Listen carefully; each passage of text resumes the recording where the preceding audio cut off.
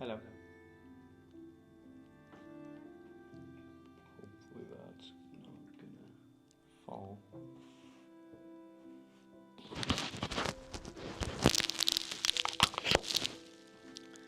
1, 2, 3.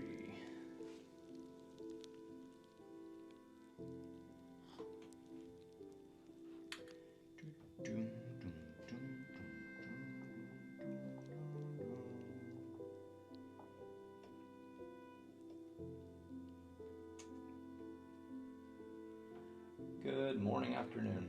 How you doing? I think I recognize your name.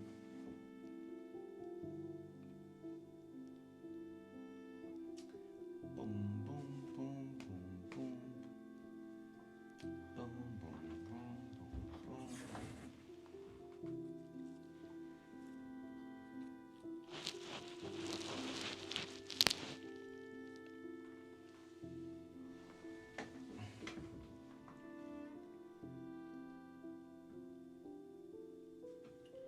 We're gonna be taking some shots of some wildflowers that I caught on this 4x5 camera, just using this light right here that you can see on this side. So this is basically the setup. Audio is really low.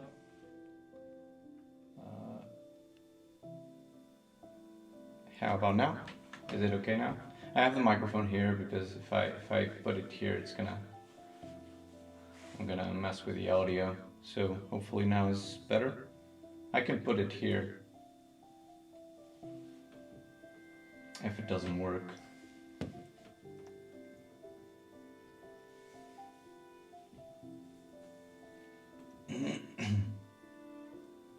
Better. I can go a little bit higher as well, like so. Or I could put the microphone somewhere else, but I think that will do for now. Let's see what we have here.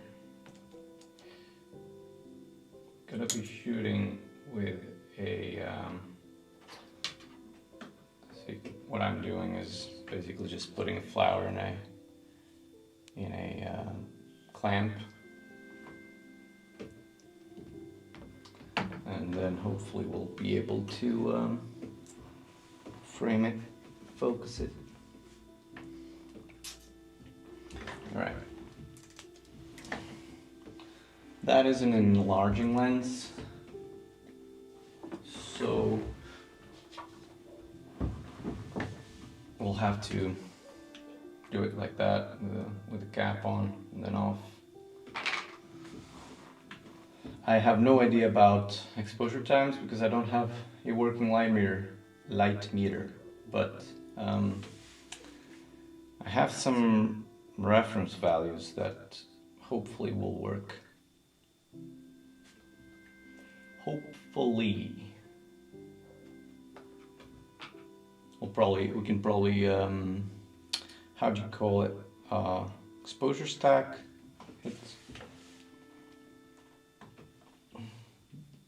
I don't know if this stream will work or not. I was just in the darkroom, and I'm going to be here just shooting for a couple of hours, getting some film, hopefully to make some darkroom prints in a later stream. So I figured I would just go live. And do you have a light meter on your phone? I do, and I could try and use it, but I think that honestly the values that it's gonna give me, because it's macro photography, the values that it's gonna give me are going to be really off. So I think I'd rather just use the reference values that I have from digital and try to adapt to film. I'll be using just one light setup, so let me just try to show you what I'm gonna be doing. So I'll turn off this light and it's gonna be really dark, and then I'll turn off just this small little strip light, and hopefully you can see on that camera. Let's see. Well, you can see in the middle the flower. It's gonna be a little bit too bright, but once I frame it, I'll pull the camera and I'll show you what I'm trying to frame.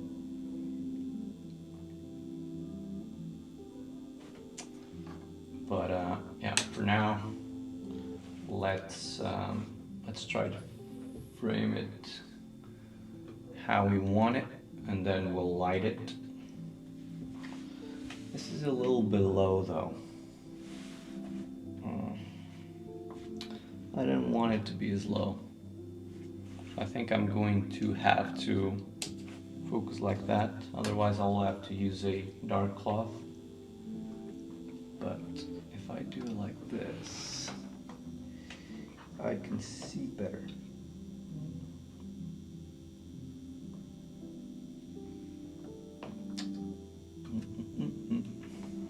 See if we can get both flowers.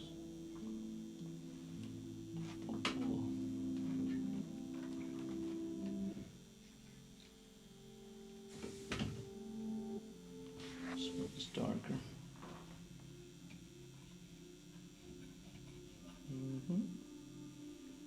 Yeah.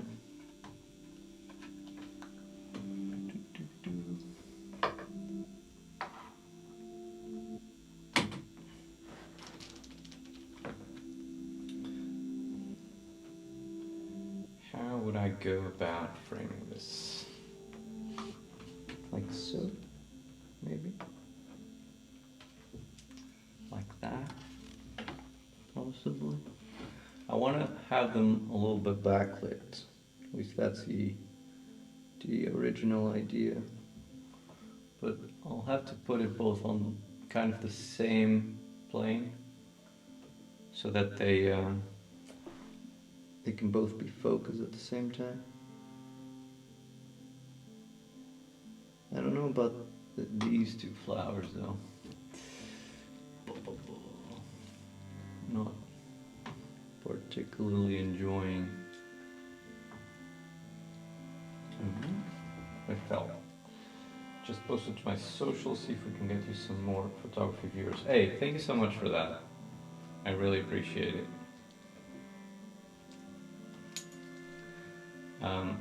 And even though today is going to be a little bit unusual stream, I usually do Darkroom streams. Hopefully it's gonna be enjoyable. Anyways, I think that if we make it like that,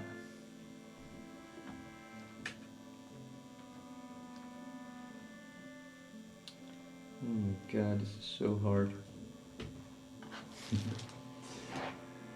I've never done this before, these types of streams, and I know that these making these compositions macro, especially in a tight space, is so much work, and a lot of things can go wrong. But you know,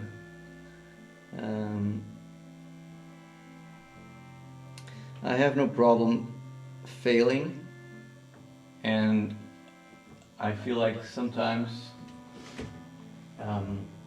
on the internet people like to see other people fail, so hopefully that's gonna be enjoyable for you. It is a very gloomy, raining day here, just doing household chores and cleaning. Hey, it's one of those kind of days, huh? You're from the US, right? If I remember correctly, I'm not too sure. If I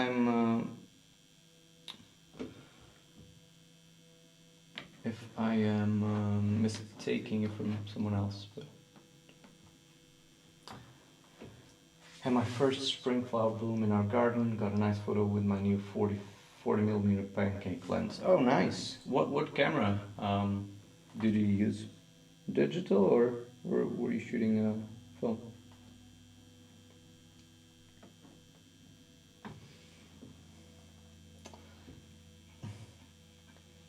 it's gonna be impossible for you guys to see what I'm doing right now, but I will show you once we get it. I need to bring this camera a little bit further back. And it's really hard to do this on my darkroom, because my darkroom is really small. Oh my god, what is happening? What is happening? Okay, can I work with this? Is the question. Ooh. Oh, this is tough. This Nikkor lens that I'm using, this enlarging lens, the focus of this is so close. Oh my god. I cannot have it all in frame. Pentax KP, although I loaded up a new roll film in another camera. Oh, it's nice. I like those Pentaxes.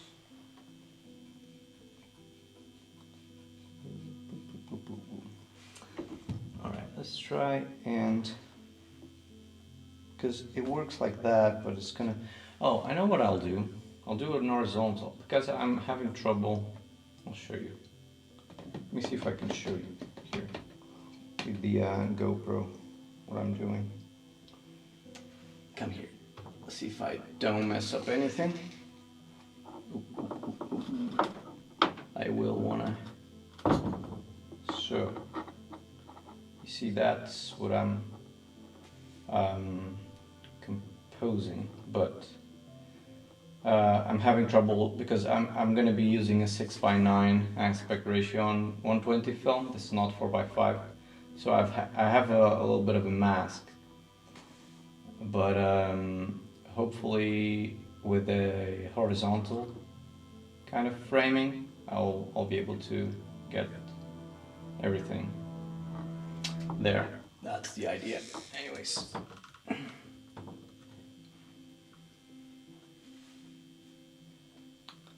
So let's bring this, rotate this bad boy. Oh, that's nice.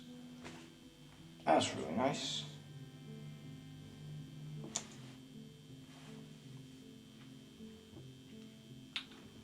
I like one of them, the other one not so much, but hey, I can't have it all, I think. Ooh, need to bring it a little bit up.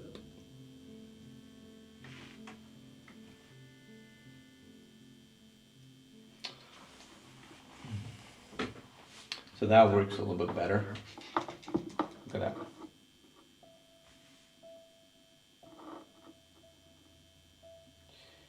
And I have,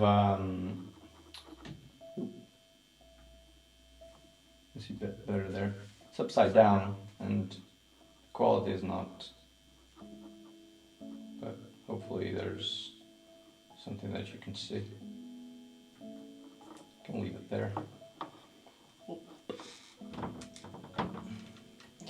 Now I figured that I can probably do this the other way around, and I can put the better camera here and I can show the back with a better camera, but you know, I didn't think about that. Can I change it now? I don't think I can, because I don't have another tripod here as well. Because ideally, I think that one of the cameras, maybe this would work if one of the cameras was always pointing towards the what do you call it? The focusing screen. My plan this past winter was to do more still life photos, but due to family medical challenges, it was put on hold. Yeah. I hope everything is getting better for your family, health-wise, and hopefully you can go and shoot some film real soon.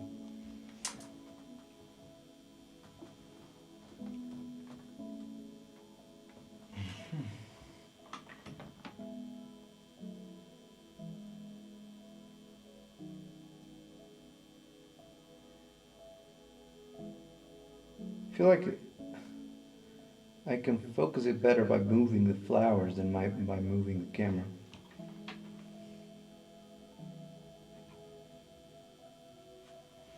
If it makes sense.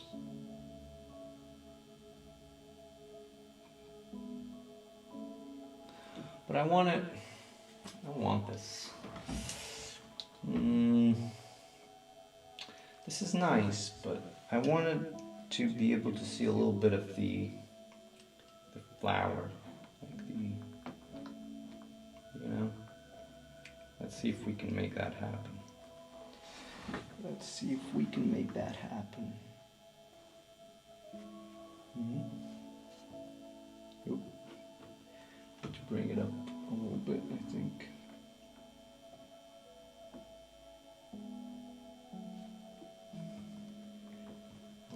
Oh no. Oh no. So my idea is this.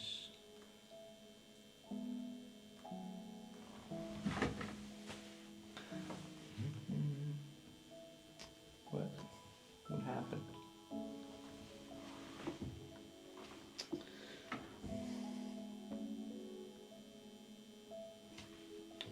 This is probably going to be really hard to do and stream at the same time. But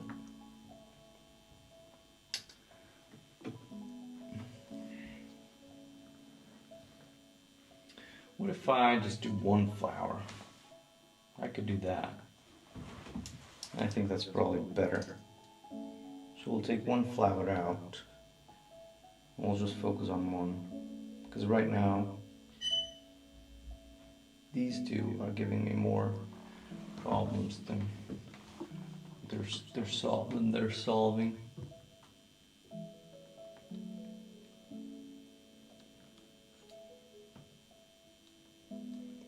And we can do it like that, maybe. Let's see if that works. And now we can go vertical as well. And back to vertical, which I prefer. We can go closer, fill that frame.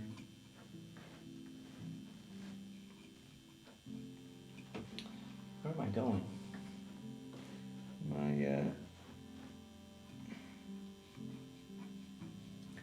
Am I doing this correctly?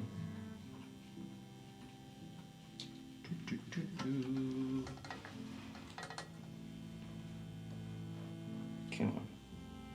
There we go.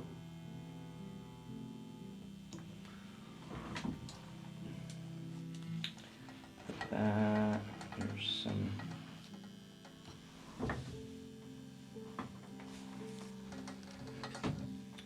What light is going to work better? Something like that. Something like that can work.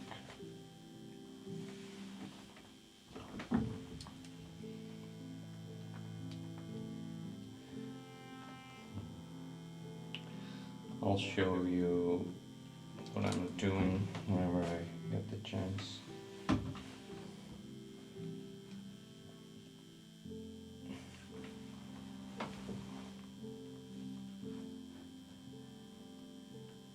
That would be nice, but I need to bring this down.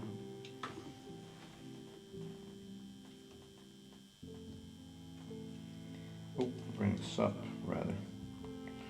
It's down on the ground glass, but up on the actual camera. Okay. It's a very close focus. Oh, look at that. Let me show you what I'm framing. I think this works better.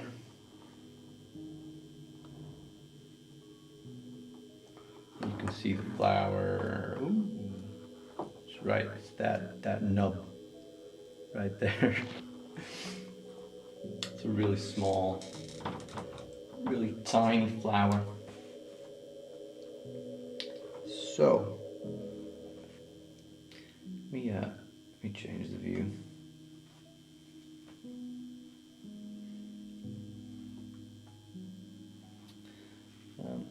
I'm not 100% satisfied with framing.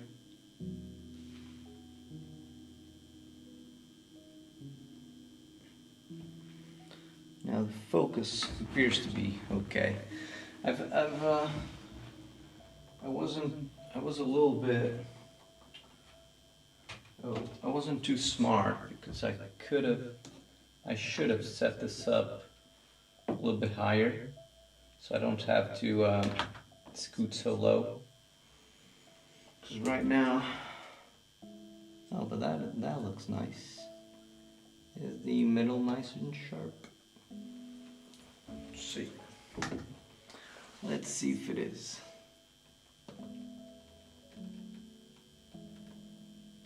Oh, look at that. That looks nice. Now this is let's see. Let's try and get a shot. I have one last shot on the roll that is loaded right now, and then we'll shoot some. Then we'll shoot some black and white so we can develop it, because right now color I cannot develop. I don't have the chemistry. May I ask, what is that camera you are using? About 6 years ago I saw one of those huge, maybe portrait box cameras at a thrift shop. Even have a lens too. This is a Chamonix 4x5. It's a bellow system camera, a large format camera, but it's let me actually, because I'm talking here. It's a modern camera. It is made by a company called Chamonix. If you want to check it out, and the model is the 45F.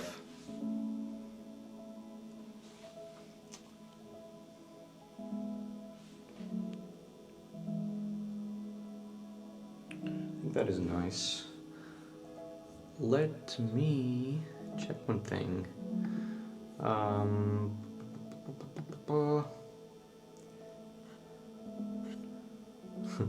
This is going to be really an experience, because, as I said, I don't have a line meter, so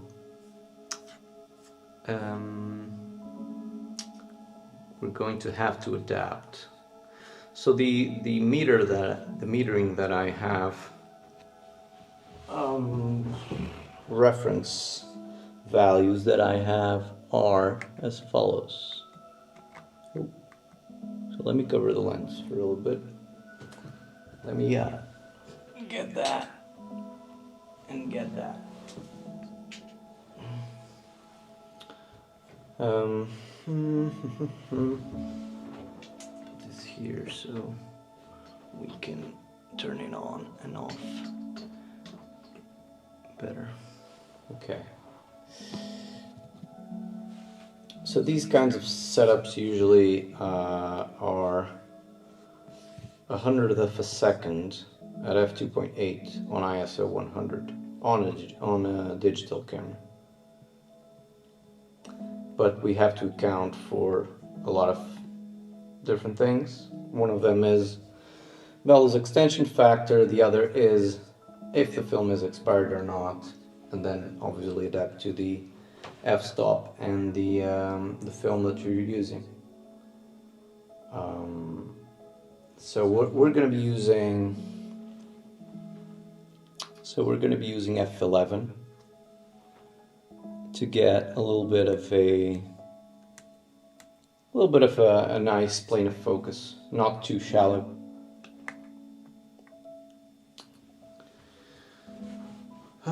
And then, so if it is 100th, yeah, lots of math.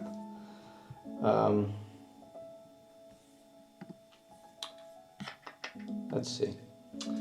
Do I have an image of camera aperture shutter speed relations? Shutter speed ISO. I can probably do the math better in my head, but let's do it in our heads. So f2.8 to f11 is 1, 2, 3, 4 stops. So let's take some notes. So it's 4 stops for the aperture.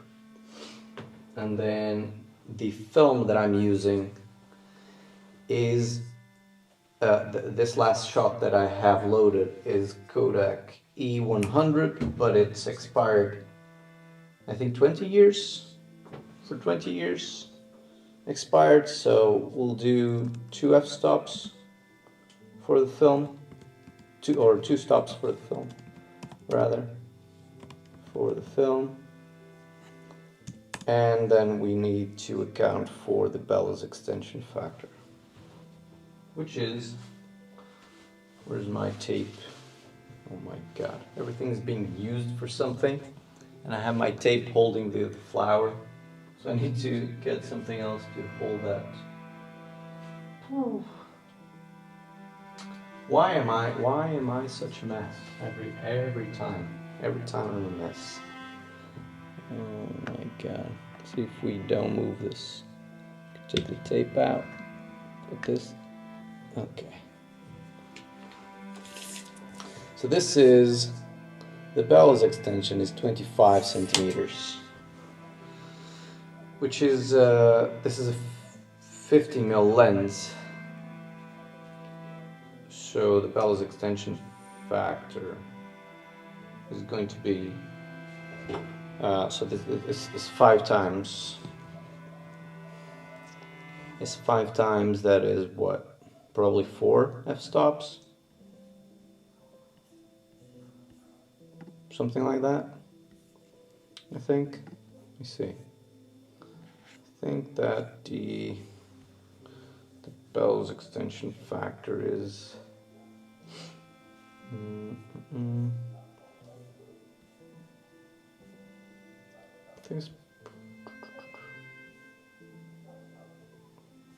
I think it's safe to say that it is 4 stops.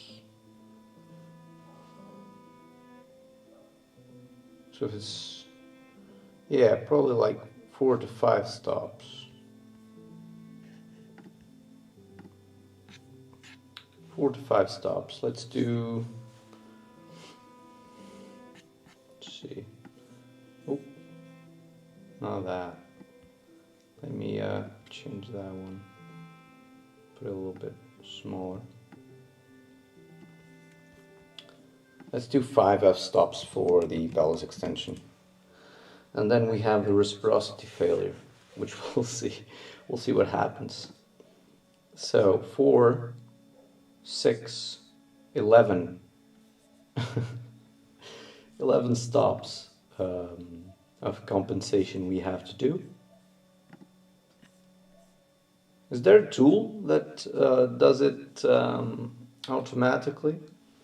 So 100th of a second, 50th, 25, 12, 6, third, half, 1 second, 2, 4, 8, 16, 32 seconds. Oh my god. It's going to be like a 3-minute exposure. What the hell is this? Oh my god, oh my god. Let's run it through ChatGPT, or what's the... Oh my god. What is the reciprocity failure on E100 120 film.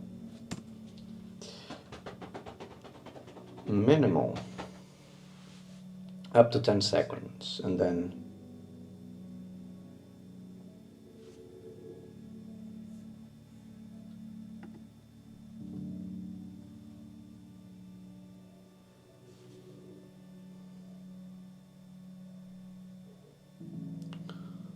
so 20 to 40 seconds have alpha stop. Okay.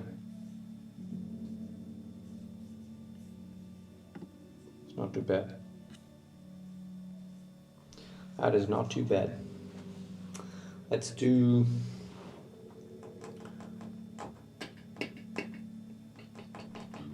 Wait, what? How's this so low? What?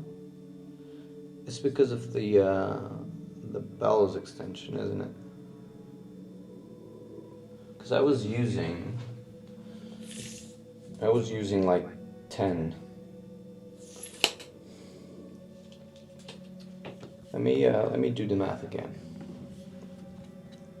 or let the AI do the math. So.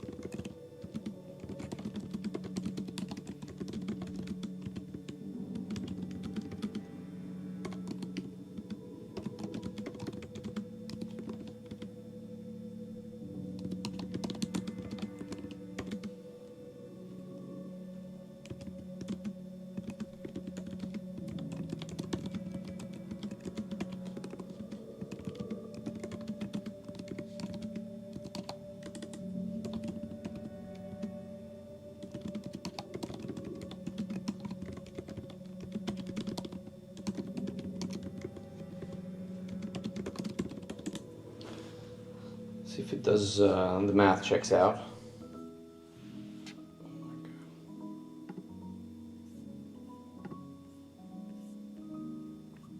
Boom, boom, boom, boom. Dude, just give me the value. I don't need you to show me the math. Just give me the final value so I can use it.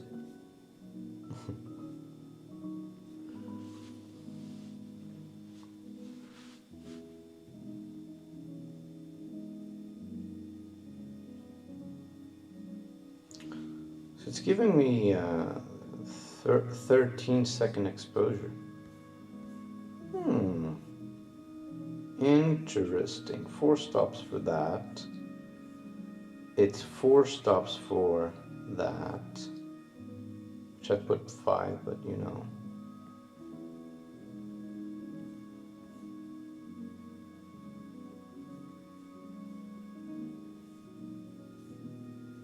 Expired. Oh. Okay. Let's try it. Let's try this. Let's try 15 seconds or something. Why not? Let me put this timer here. Let's try 15 seconds. We're going to be developing this film later on, and hopefully we'll look at the things. Let's try not to move anything. Get this really tight. Let's check the composition one more time.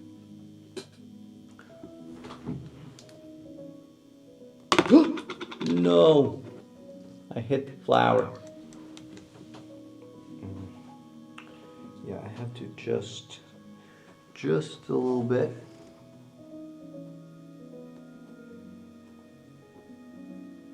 There we go. And then refocus a little bit there. There we go. That's cool. Now let's put it on F11. Go to that.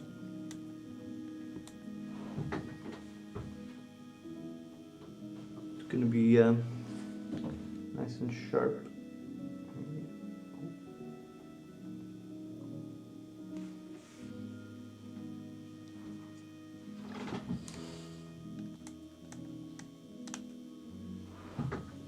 Lots of math. Okay, that is good. Good. That is good. We put the cap on. Make sure it doesn't fall. Now, we can take this ground glass out. I'm having trouble seeing what I'm doing. Come on up.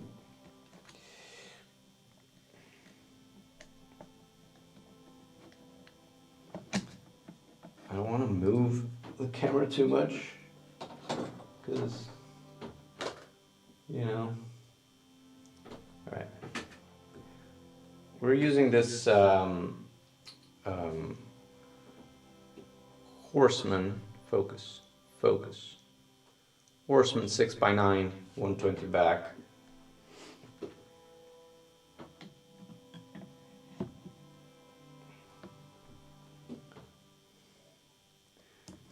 Oh my god.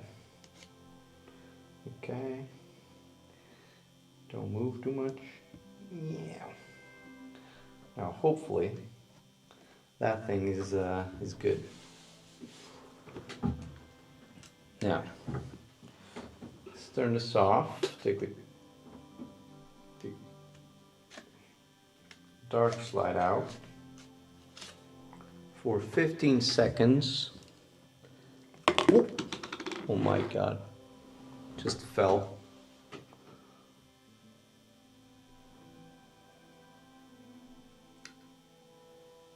Let's not move. Okay, it's enough.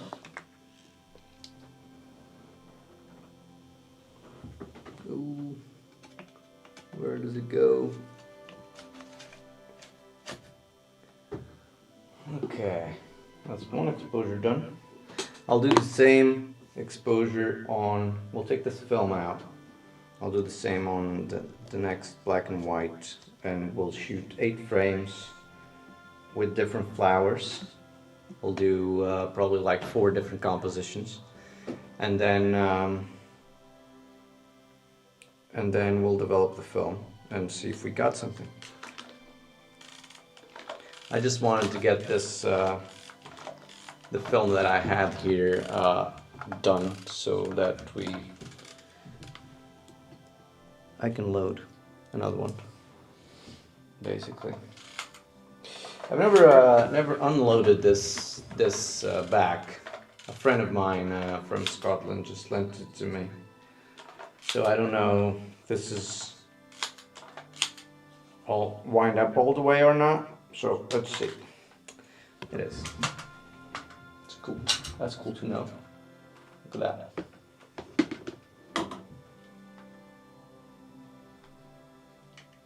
I could have realized that I didn't know what film I had here. Now, how do I unload this? I have to figure this out. Okay. I've used, oh, there we go. It's just push and pull.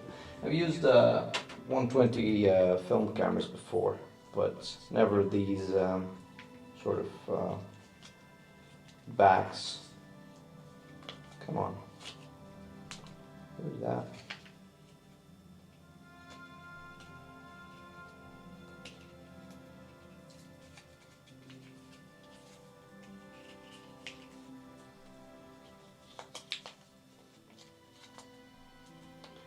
Now lick it for that extra punch, you know.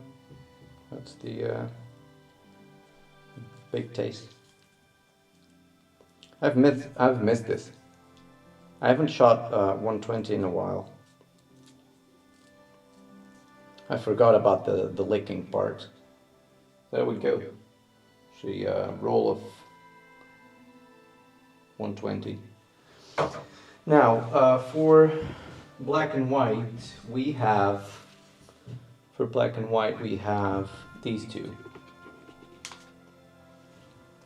It's I've never shot this film stock before, but it's a Rolei Retro 400S, expired probably like I don't know,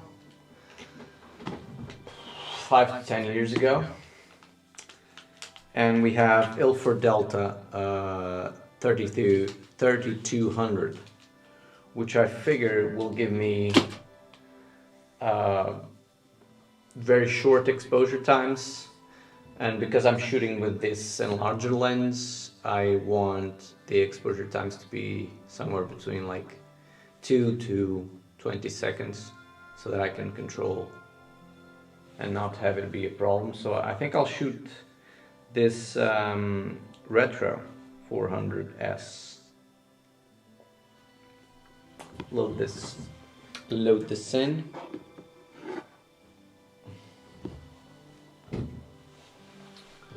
Can I actually turn this around so that you can see what I'm doing or not? Maybe. It's cool. That is cool. How do I load this thing? So this thing needs to go that way.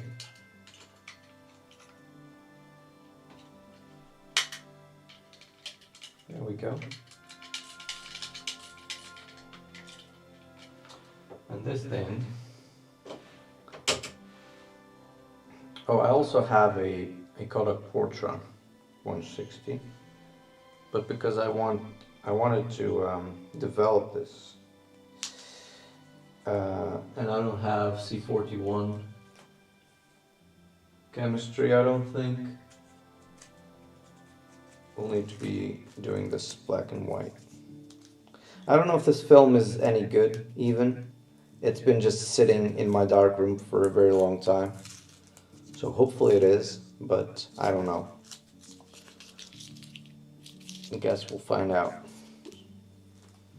It's the only film that I have. So this goes right there, I believe. Okay. And it goes all the way this way. And then, where does the start go? Is my question. I think the start stays right there. Does anyone know? Because the line is already there and I didn't even start to roll it.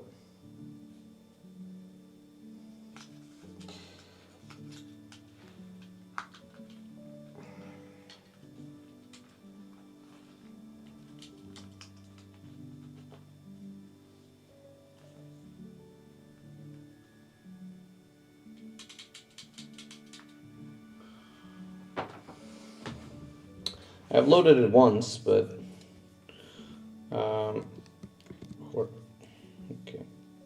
Horseman 128 exposure, 6x9 back. Where?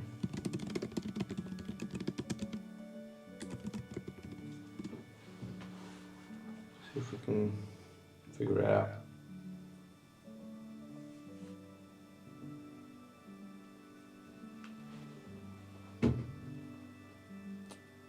Oh, I think there's is there? No, there isn't. Is there a window or start there? It says start there. There it says start, so I think you just load it like that.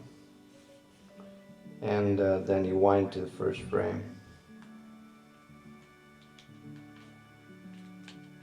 Yeah, pretty sure you start there.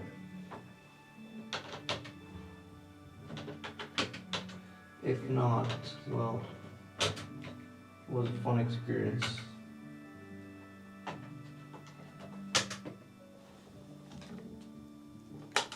Oh, I have to lock it.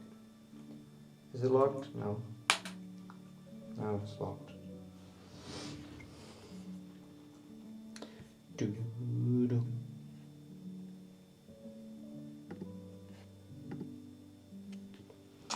I'm not sure about this though. It says start there, but I wonder if you have to do it until it shows something right there, because there's a small window there on the top, and I wonder if you have to just keep rolling it until you see something else.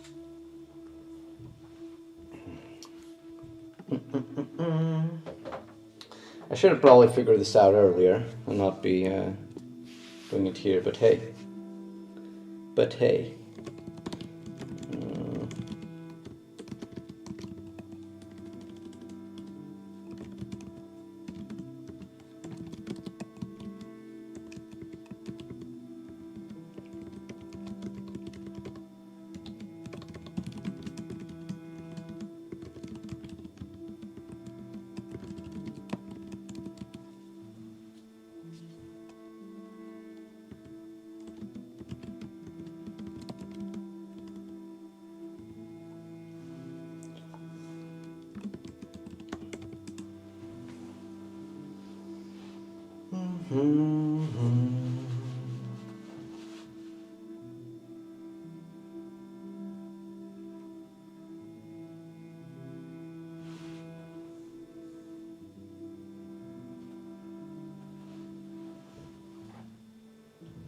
All right. It should be, I should be right. Pretty sure it is right. Because I saw the start thing, so.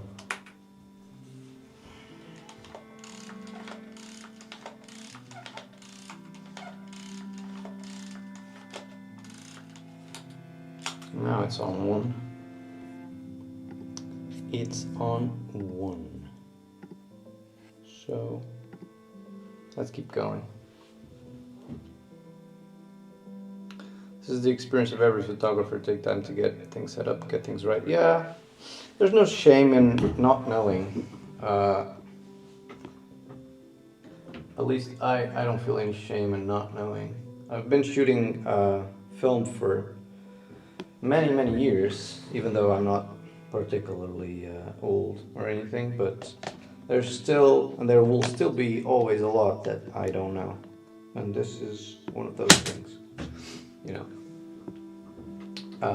Now, let's figure out if, so this is Rolly Retro 400S. We'll need to make the math sometime after this, but for now, let's make sure that everything is still where it should be. Hopefully it is. Close to where it should be.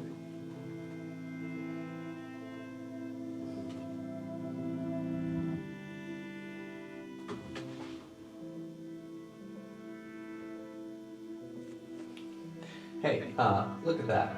Look at that, that framing. That's really nice. I like that.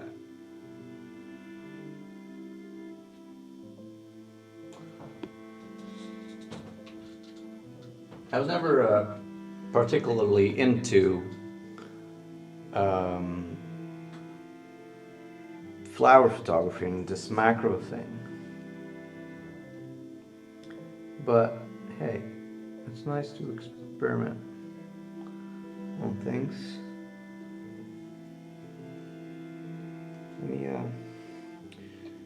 It keeps moving out of frame though, and I don't want that.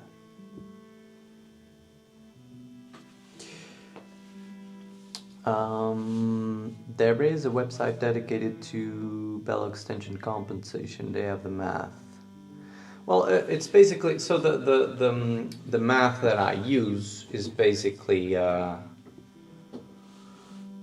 it go, if the bellows extension factor is twice the what your lens is. So I'm using a 50mm lens. So if the bellows extension is 100, it means that you have to compensate for 2 stops. because it's twice the thing, the your lens, of what your lens is. I'm sorry, I'm not the best at explaining it, but it's what I've always used. And if for some like what I'm using now is the bellows extension is 25 centimeters, so 250 millimeters, so it's 5 times the lens that I'm using, 5 times the distance. So it's between 4 to 5 stops of difference. Enjoy macro. There's such an amazing world out there. Too small to see. Definitely, yeah. I've even when I was picking those flowers from my garden, these are wildflowers, so they grow from weeds. And I was just fascinated because I was looking at so many different things and flowers that I've never seen before. There's so many textures, so many beautiful things that most of the times you just pass by and you never notice them. All right, let's let me do the math again. For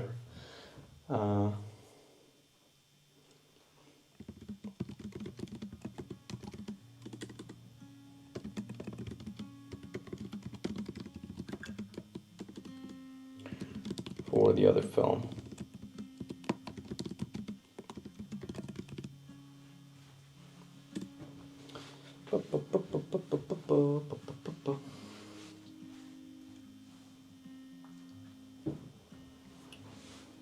This is hopefully going to be faster shutter speeds, like 4 seconds, I'm thinking, 2 seconds, 4 seconds. Final exposure, it's giving me between 2 and 3 seconds. We'll use 4 seconds because usually these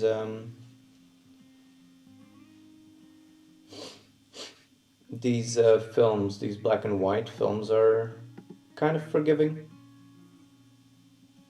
So we'll use between 3 and 4 seconds, maybe. That is sweet though. Let us put this on F11 and then put the cap on. Hopefully we're not going to mess this one again. Should we do a bracket, like do one exposure at 2 seconds and another one at like 6 or something? Because I'm not going to do, this is 8 exposures, I'm not going to do 8 different compositions, no way. I'm going to be here all day, and I don't want that. So I think we'll bracket it. Because it might not work as well, because this film, I don't know if the film is good or not, so we'll do 2 and 4 seconds, 2 and 6 seconds of exposure, and see where we land. Okay, ground glass out. I do a lot of floral photography, just love the colors and structure of each flower. You can get some amazing abstractions and unique compositions. Yeah. I've never been too much into, as I said, into floral and even like mushrooms and everything, but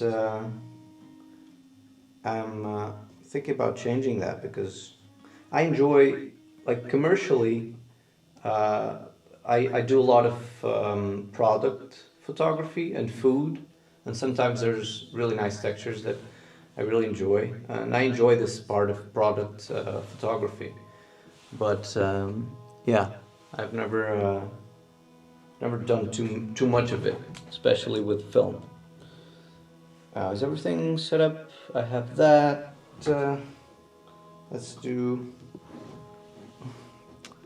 That is good. So let's do. Let's take this out and do an exposure for 2 to 3 seconds.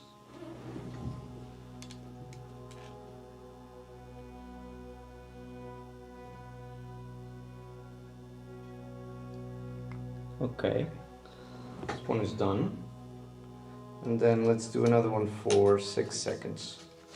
Put this on. Oop. Don't fall. Lens cap. A lot of challenges because this lens does not have a lens cap. Now, let me wind the film, which should be like so.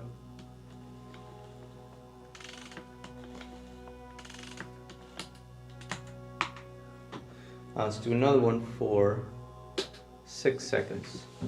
I normally do it when I'm on a photo walk, gets me out of the house. You mean the macro photography, right?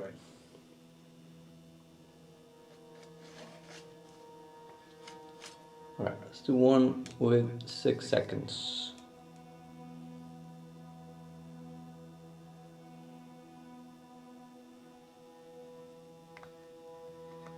Okay, done as well.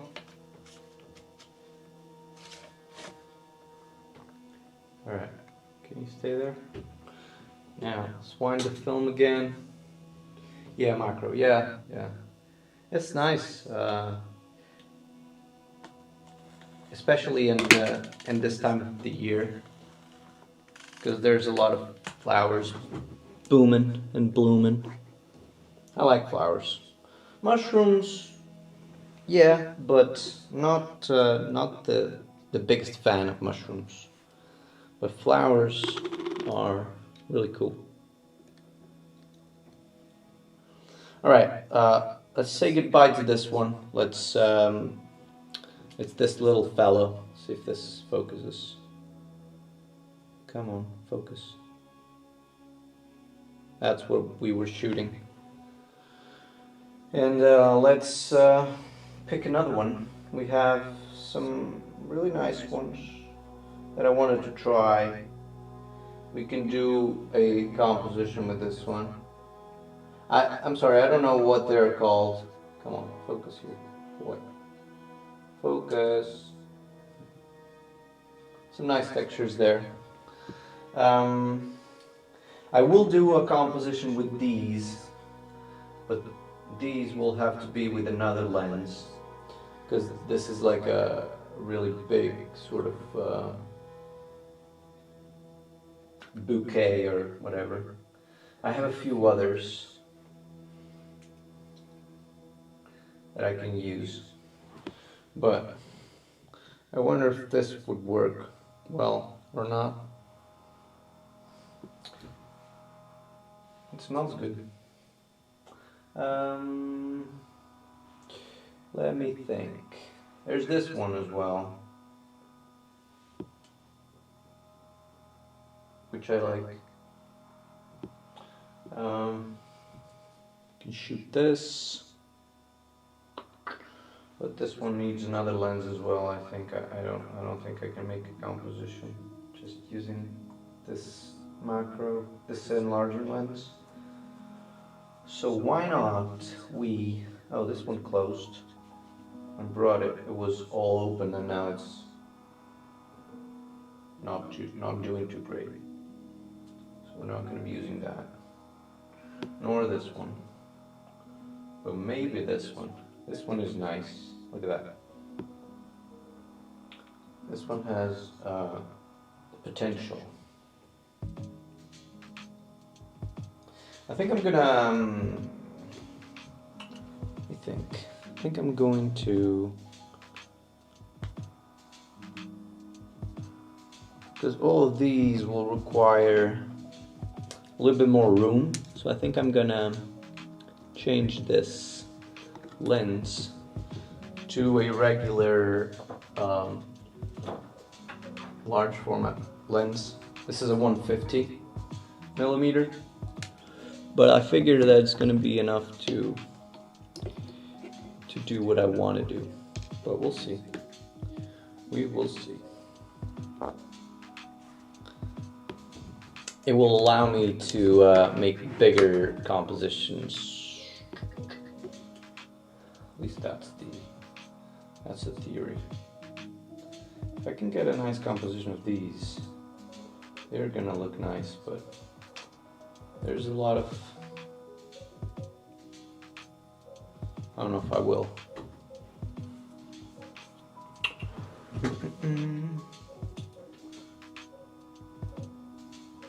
Let me take this one out.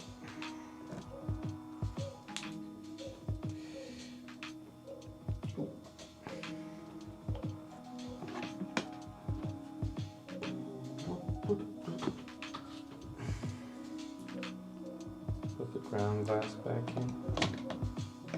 Oh.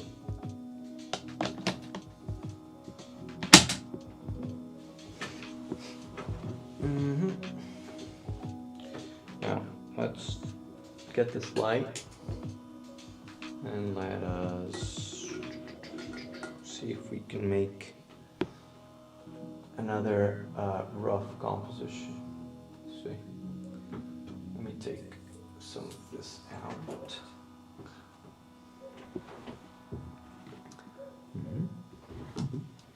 Need to open the lens. Need to open the lens. And I'll need to bring this lens all the way forward. Otherwise, the focus is not going to be that close. This is a regular lens, a regular large format lens. It's a Nikkor 150 that I'm trying to use.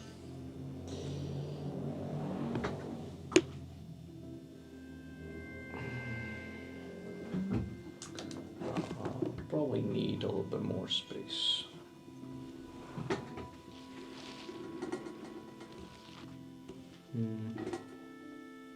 Yeah. It's gonna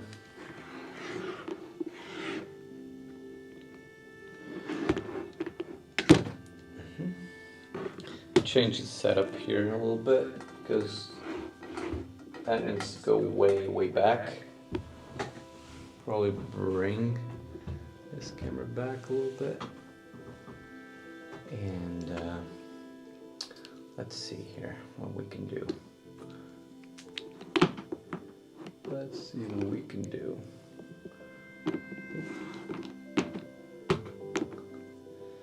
It's really heavy here. So let's try and get it like that. And then put this flower right here. I'll need to take a little bit of the stem out. These flowers are, oh, you know what? They will work this will work much better if I hang it from upside down because they fall. See if I can show you this. If you put it like that, they fall, and it's rather weird to get an angle to see inside. So if you put it like that, I think this will work better. That's the idea. Anyways, see if we can do that. Okay.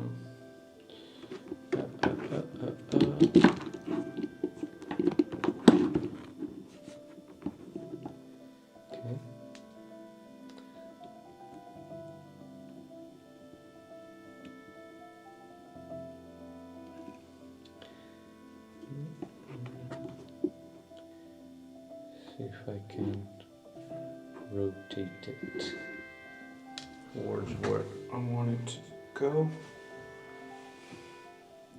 Does it need to go up? Yes. It does. It does. It needs to go way up. Now the way for it to go up is bring this like so.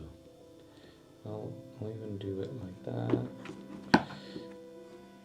Come on. Again. So ideally, this would work like that, but I don't think it does it? Yeah. I need to go down with the camera, or let's see if that works.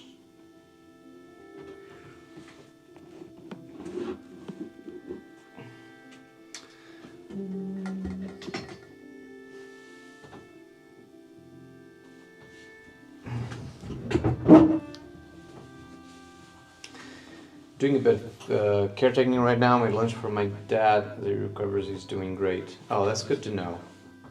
That's really good to know. I'm glad you're still taking care of your dad. That's a really nice thing to do.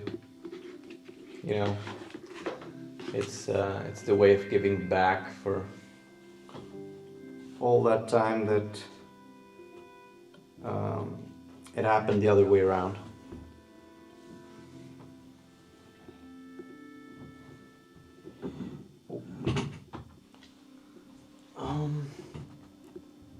I'm having trouble right now because I need to go back like that.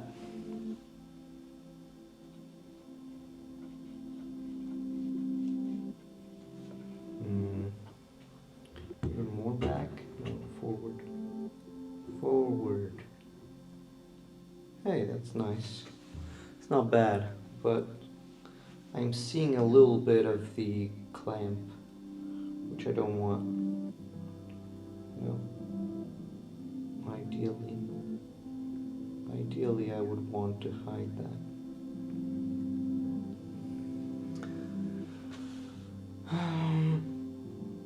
Now how can I do that? Yeah, it's that part of the clamp.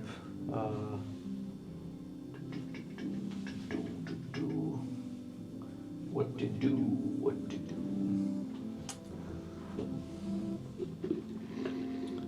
It's really hard to figure out. Go.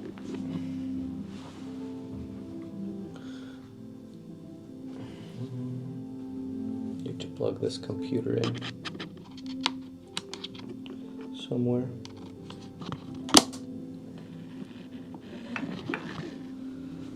Whew. Could this darkroom be any more of a mess?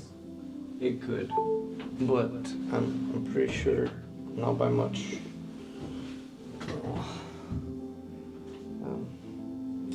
I'll show you what I'm trying to frame here.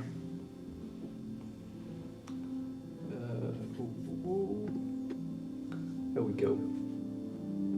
That's the idea, but I need to take care of this corner here, which is the clamp, because my setup is kind of bad right now. If I put you here, will that gonna look better? No, I don't think you can see it. The exposure is not the best, because it's not well, if I turn on the light, you can see it, but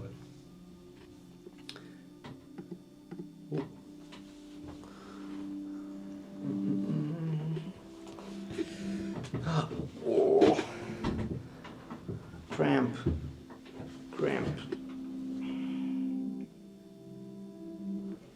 I need to figure out a way to have this clamp sort of upside down right here. So if I do it, let's see. What if I put it? What if I clamp it here? If I clamp it here,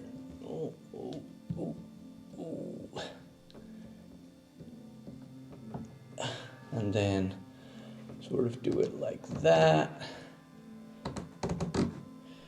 and then will this work? And then do it like that.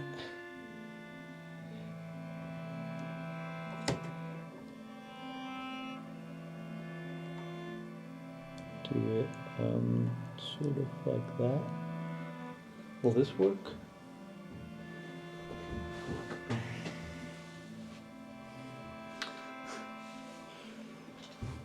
This space is really small for this. That's what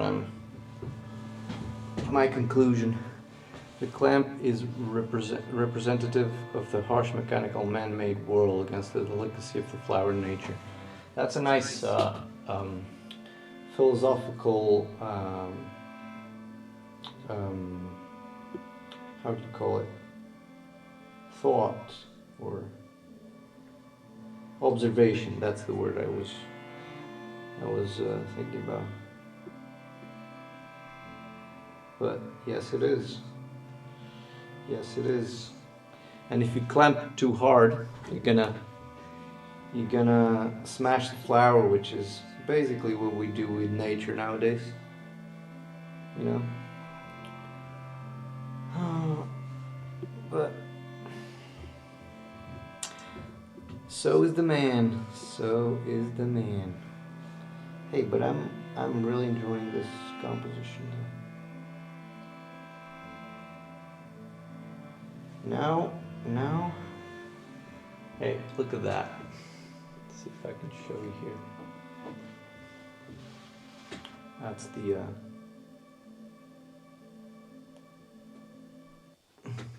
it's not bad. At least I don't think it's bad.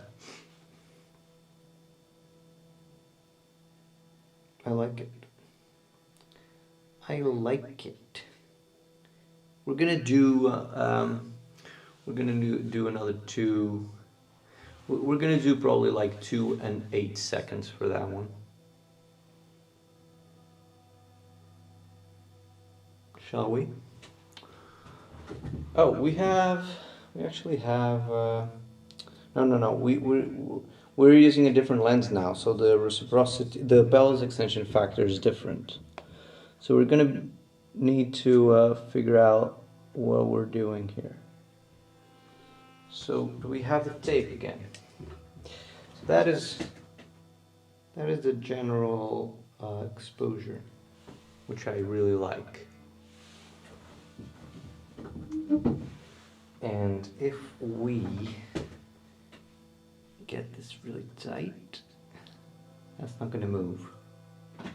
Right, good. Get the lights on. Let's do the math again. I think we're not gonna swap the lens again, so I think this is gonna be faster now. How much is the bellows extension factor? Because this is a 150 millimeter lens, and this is it's 30 centimeters of bellows extension, so I only have to compensate for 2 stops roughly, instead of 4 or 5 that I was using. So let's do, so it's 2 stops for that. We'll do 1 stop for the film. We'll shoot it at 200. And what else is there to compensate for?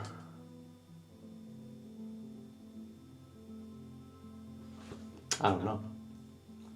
Oh, the f-stop. No, not compensate, but adjust.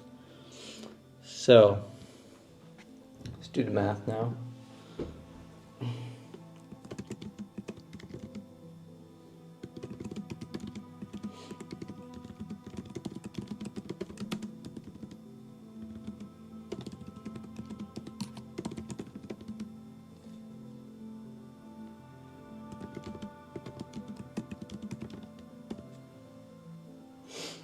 I just swapped the lens, I think. Boom, boom, boom.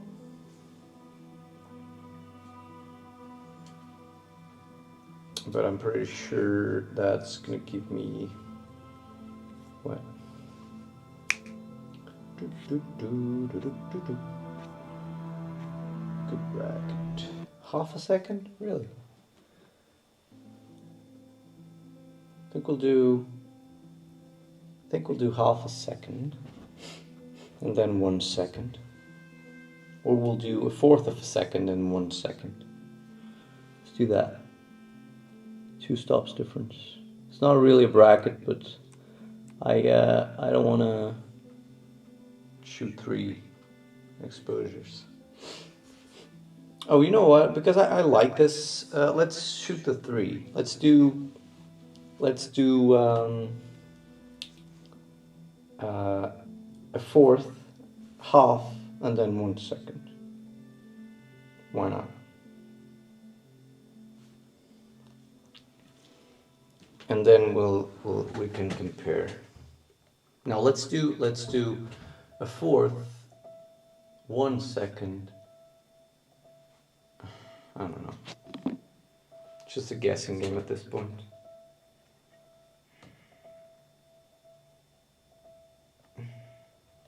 Let's try not to move the camera. Getting this ground glass out, you have to apply some force because these springs are quite strong. And then putting this one in, you also have to. Okay.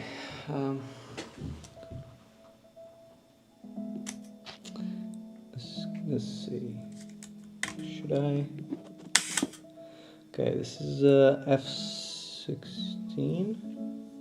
Now let's do a F16 half a second.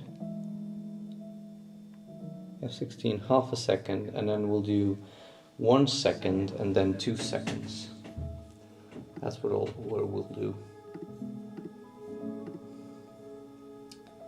The more the merrier. Yes. Let's do 3, and then we'll do another, just 1 more composition. And then we'll develop the film and look at it. Yeah.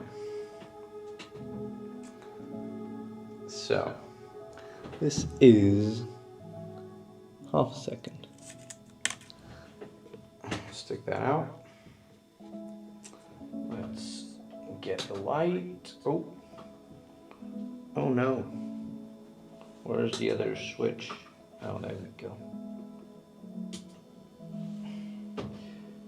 Oh, how far away is the light actually from the subject? It's like 20, 30? It's like 30. 30? Is that 30? No, it's 25 centimeters. Not too bad. So, let's take this one out. Let's do a half a second exposure, like so. And then we'll... Oh, it's a mess to get this.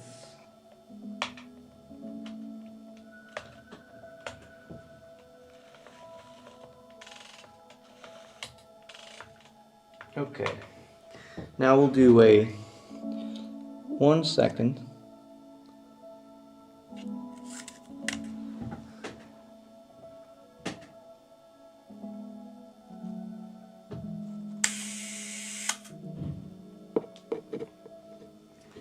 And then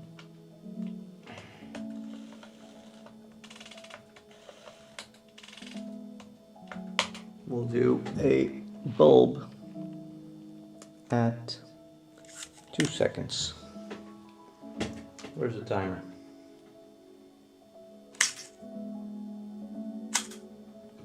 Something like that.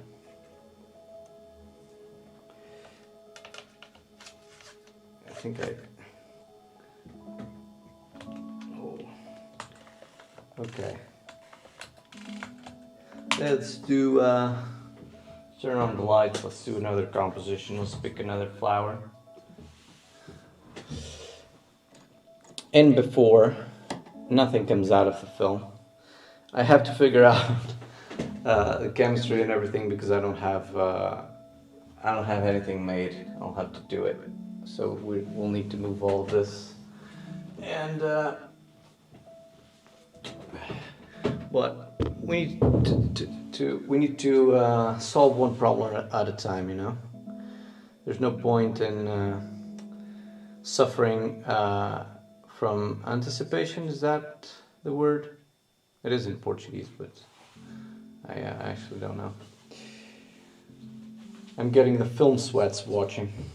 But what's the film sweats? Is that like you're itching to shoot some film, or is that an expression? The film sweats. I don't think I've ever heard of it. Okay, we can take this and that. Okay.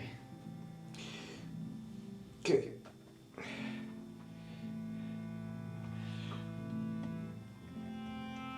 This thing.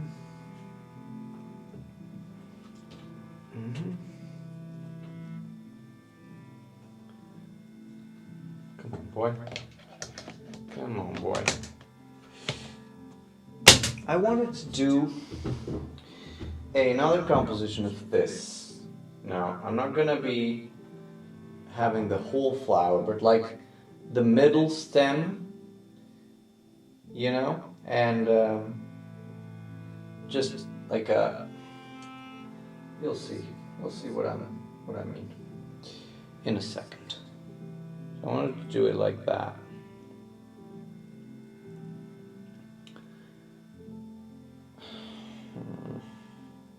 Now, what's the best way to do this?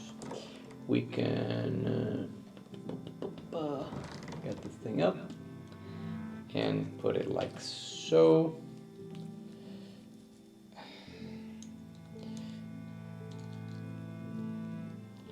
It's going to be good. We might need to do some tidying up to make things appear good, but something like that. Oh, wow. Film sweat is the feeling that something is going wrong, or you feel you did not load the film. Anxiety, I guess. Oh, yeah. I'm having film sweats because, yeah. First, I don't know if I loaded right. I think I did. You know, I'm confident I did, but you never know. And then I'm not sure because I think the film is expired. I'm not sure if there's anything that's gonna come out or not. And also because I'm not using a light meter, I don't know if I'm metering it right. So there's a lot of variables and things that can go wrong. But you know, it's part of the fun. We'll see. It's a nice experience, I guess. There's no if things go wrong, there's no harm done. You know. Let's just try again tomorrow. Just try again tomorrow. All right. Let's see what we can do here. Let me change the scene, because now you can see better. Hopefully. Let me open up the lens again. Put it on max thing. Aperture. Okay. It's not bad, but it's not good either. Doesn't really work how I wanted it to, so maybe we need to change the light. Angle the light like that. It's not bad. It's not great, but you know. Could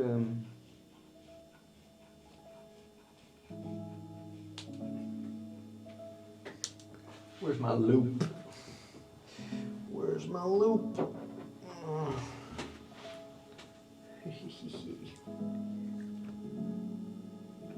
Okay. Freaking thing. It's hard to understand with these close focus if it is focused or not. But hey, that's not it's not a terrible composition. I feel like I'm gonna show you in a second.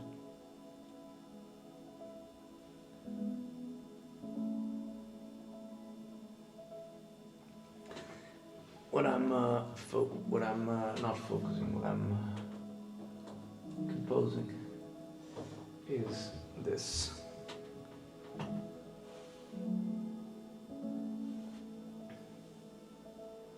Which I don't feel like it's too bad. What do you think?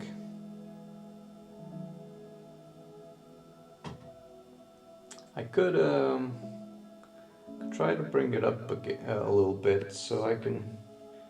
There's a little part there in the top that is not quite right, but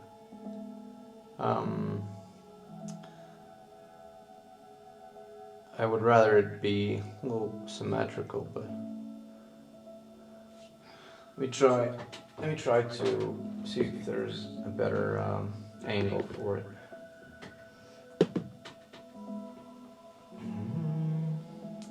I would have to bring it up, so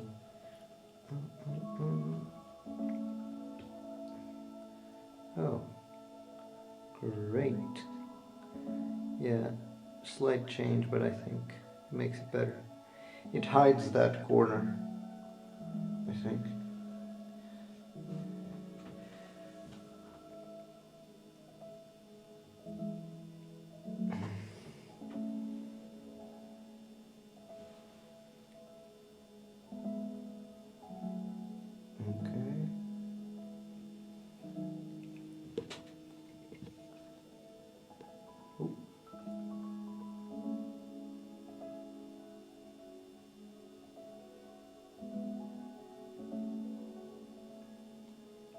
Oh no.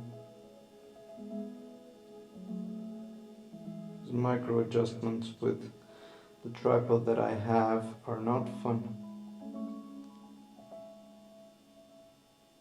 I had a Manfrotto head that I broke.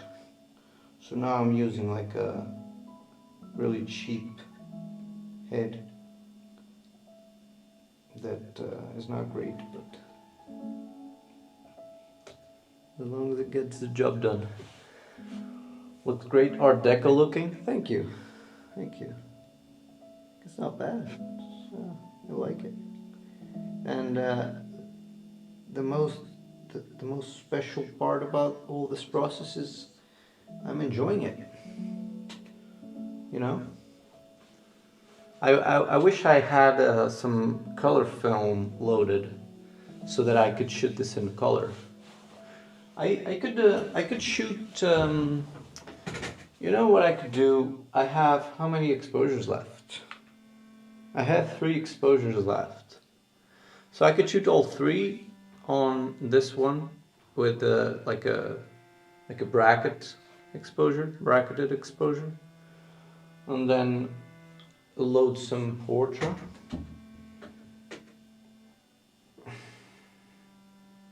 And shoot it on Portra as well, maybe. Because these colors are really nice. I like these colors.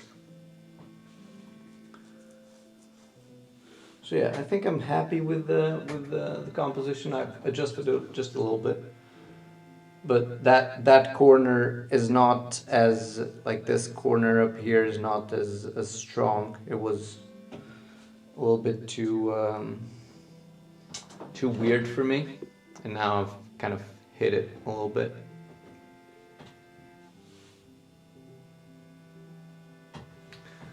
But I'm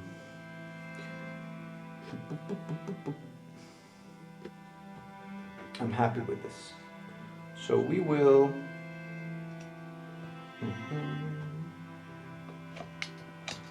we'll do it again.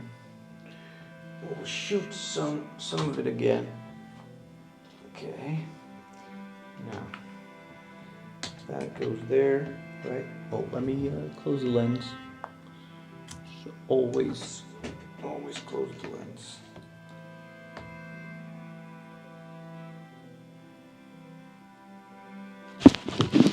Hopefully the microphone is not picking the music. I can mute the music. It's probably better.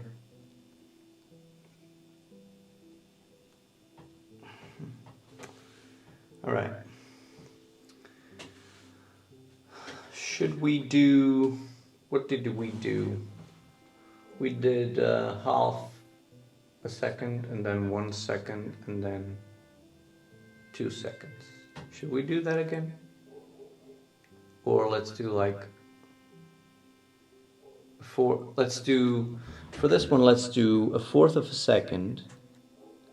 This is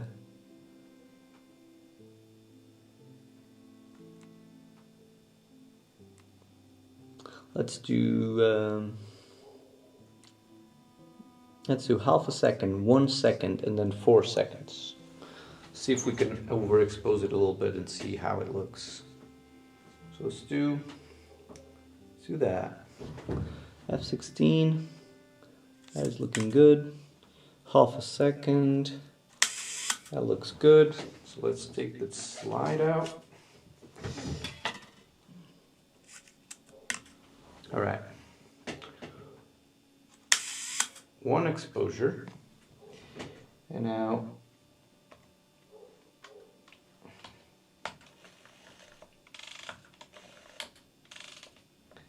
and then we'll do 1 second.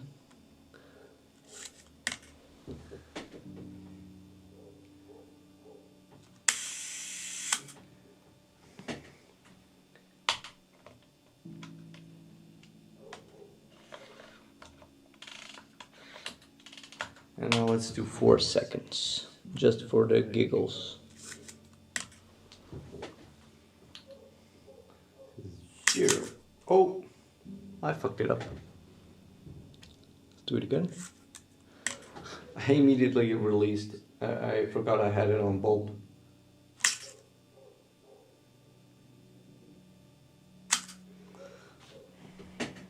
That's good.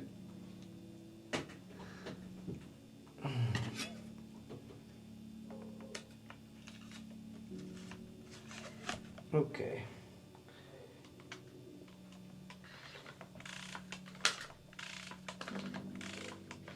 Hey, that's done. We can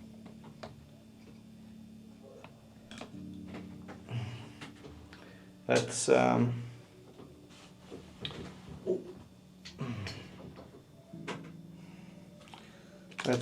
just shoot the same one on Portra, and then we'll go and develop this one.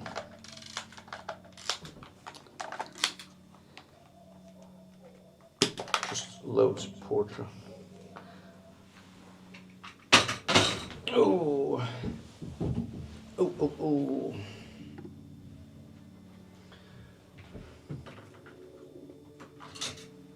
There we have it.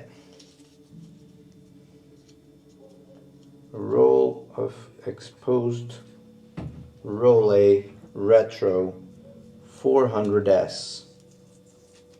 Never shot this thing before.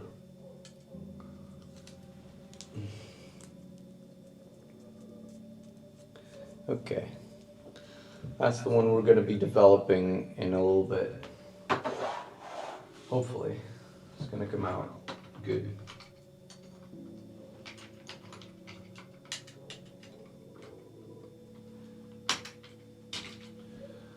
Let's just load that Portra one and shoot that on Portra and call it a day.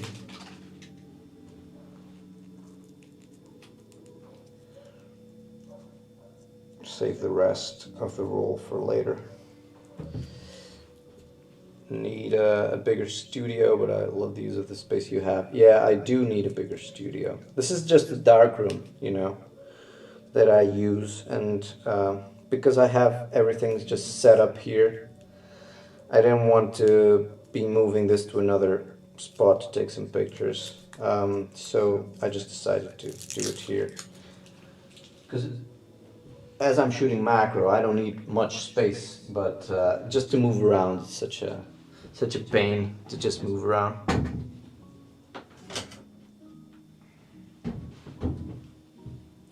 Now let's see if I can load this one right again. Which one? Oh, that one goes down. Like so.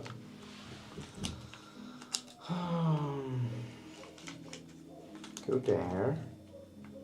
And go there. Yes. I'm remembering that I don't even have anywhere to hang the film to dry. That's how new this studio is. I set it up a couple weeks ago. I move a lot and oh, I'm having trouble loading this portrait thing. Come on the lip. You bugger. You bugger. A wire with some clips? Yeah, I'll need to get that. Oh, this portrait is sliding everywhere. Come on. Yeah, I'll need to put some wire. I will get it. Come on, man. What is wrong with you? Why are you being such a pain in the ass, man? Hey, I don't know how to load film. That's the conclusion we can reach. Hey, but this is really weird. The other one loaded fine. So this is in between the lip, and it should stick there. But what's happening is it's kind of just sliding around for some reason. So I'll need to hold it. Give me a second.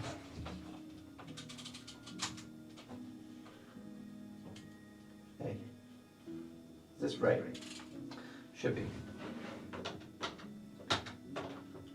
Should be right.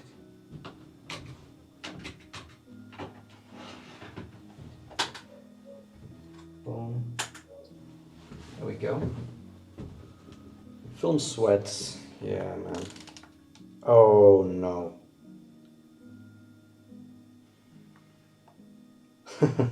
Dude. As you're talking about film sweats, so I don't know, this must have happened before to you, but see, I'm kind of winding the film to the first frame, but I'm pretty sure there's no tension in the film, and so it's just sliding, so it's not winding.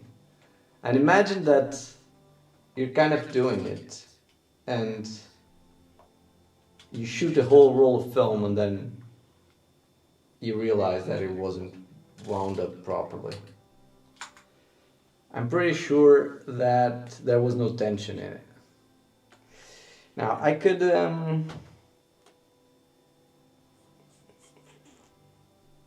I can do it in dark. Yes, I have a... Oh, what's wrong with the GoPro? What is wrong? I can do it in dark. I have a changing bag that I can use, but I didn't want to go through the trouble. So I think I'm just gonna ignore it for now and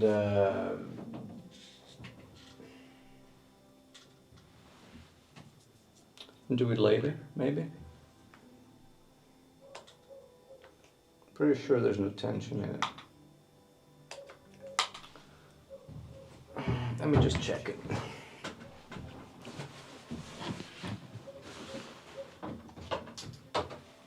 Now what I'll do is I'll open the dark slide in the dark and feel if there's any film or if it's just the backing paper. Oh my god. Oh my god.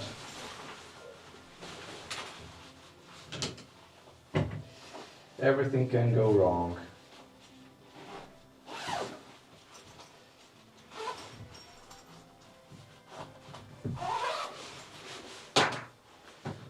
When everything can go wrong, it usually does.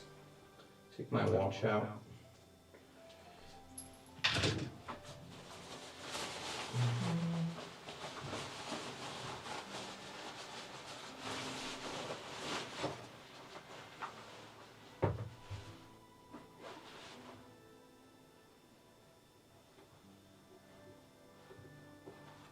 Yeah, this is not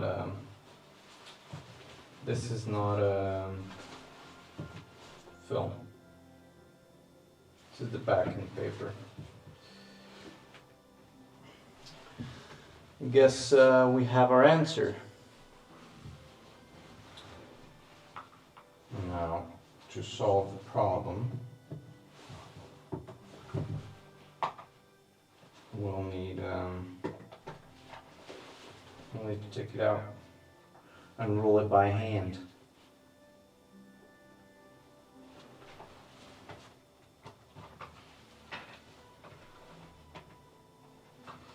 And roll it by hand.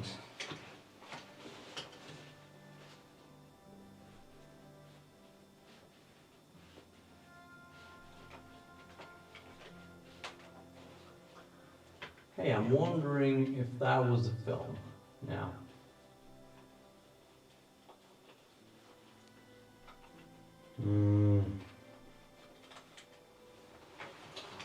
Maybe it was.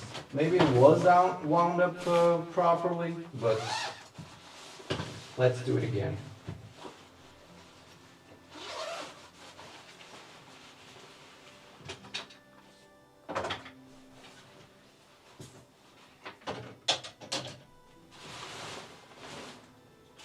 Maybe it was.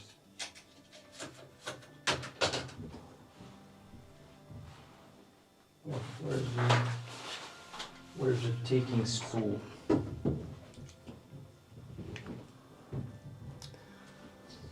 I was part of a pass-around film project with a photography group. Was panicked with loading film and only shooting what I needed to do. Using a camera I was not accustomed to. Yeah, I usually don't do this. One of the things that I do, I usually just stick to whatever works for me. I don't really enjoy just trying out new things and everything, but you know, it's fun sometimes to try out new things, but I most of the times I just like to shoot and know what to expect in terms of results, and that's what I value. But you know, right now I don't really mind. It's just I'm trying something. But I'm pretty sure that this, whatever's happening, I wish I could show you, can I? So, pretty sure this is not supposed to happen for those of you that shoot film in 120. So you load it like so. You put the film under like that lip, right? And when you do this, oh, now it's putting the tension, or is it? No, it's sliding. It slides and it doesn't wind up the film. That thing that is in the back there, this little metal thing with a spring, should put tension so that the film doesn't slide, but it's not doing it. So either I think that it's because this backing paper is not the same as the one I was using before. This is like a plasticky thing. There's no grip in it. It's the same on both sides. It's like film, but it's backing paper. It is fun, but can be a bit stressful. But learning to just be, if it works, it works. Yeah. Can you crimp the end of the film tab? Yeah, that's what I did before, but the problem is, so what I did before, see if I can show you what I did. So what I did was, I kind of pulled on it like so, until it starts to wind properly, and now hopefully, now it's going, see? Now it's rolling. So now it should be okay. Should be okay. should be. Famous last words. I'm feeling the same as I felt before, like there's no tension. But I think that before there was tension and the film was whining. So it's just because this backing paper, the texture is so kind of slimy. It just slides really well. This one that I was using before, it's like more of a paper texture, and this one is more plasticky. I don't know if it's just a new batch of porter or whatever, but I'm not used to this plasticky backing paper.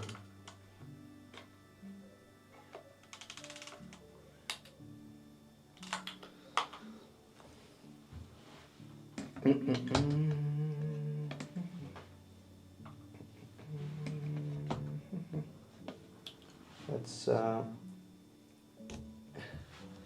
let me make sure that everything's still where it's supposed to be with that before we shoot. I'm gonna shoot two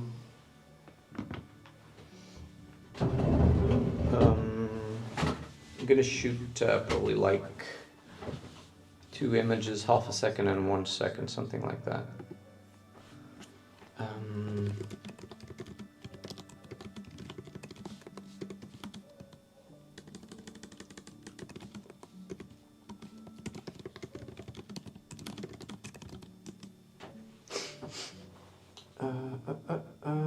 Where's my... There you go.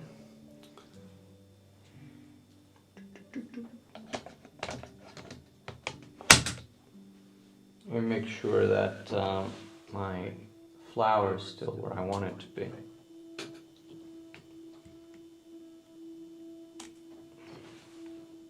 Yes, it is. So, what should I do? I'll do a 1/4 of a second, and then I'll do 1 second. Just because I'm so unsure of the...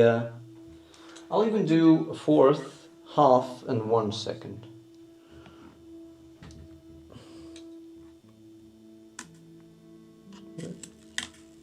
What? Oh, it was already closed. Okay.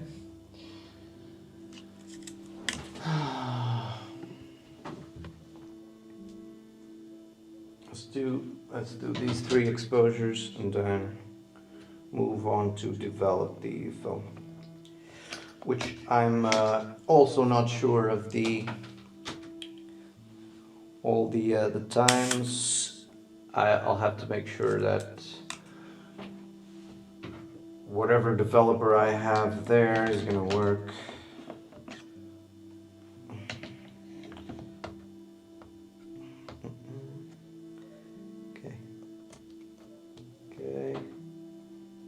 Okay. Now, so on the first one, let's do 1/4 of a second. Okay. Now let's do... Oh, come on.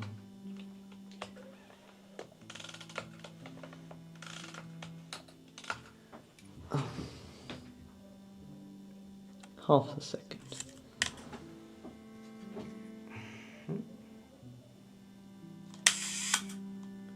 Okay, and now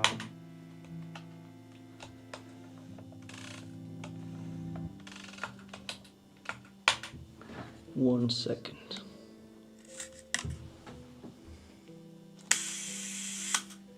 Okay, it's done.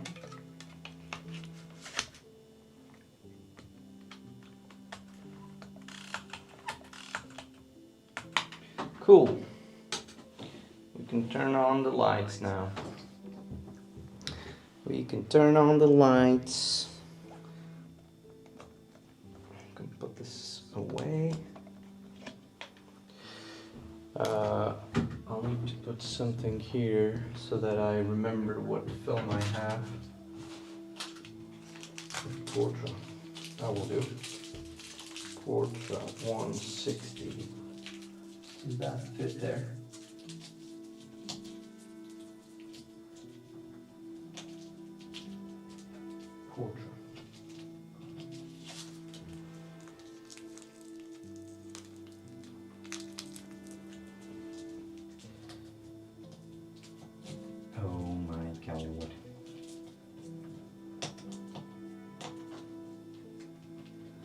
Okay, that will do. Put this away. This can also come out of there.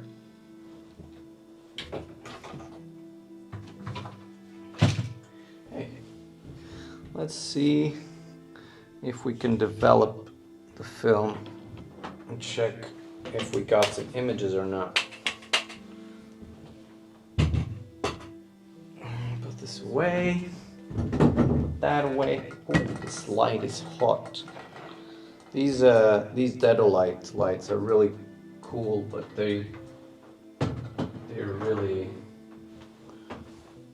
not great. They run really hot. Now let's see if we can set this up so that it's gonna be easy for you guys to see. I'll need some room here. I'll need you probably somewhere else.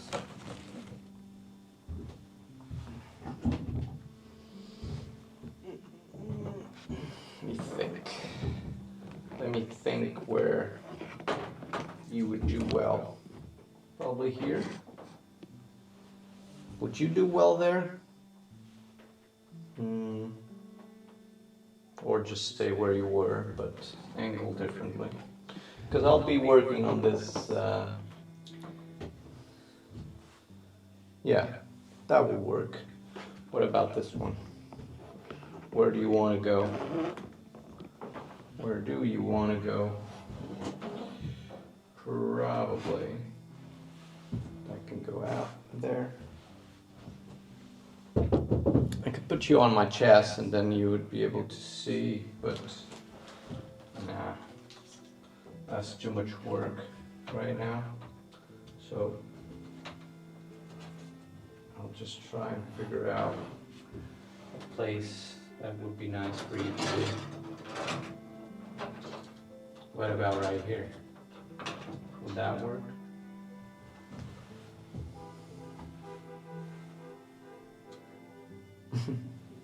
That works. Every photo is going to be perfect. I don't know about that, but thank you for the confidence, you know. I think I'm gonna need it. Does this thing go up a little bit? Come on. There. Too far up. That's whatever. All right.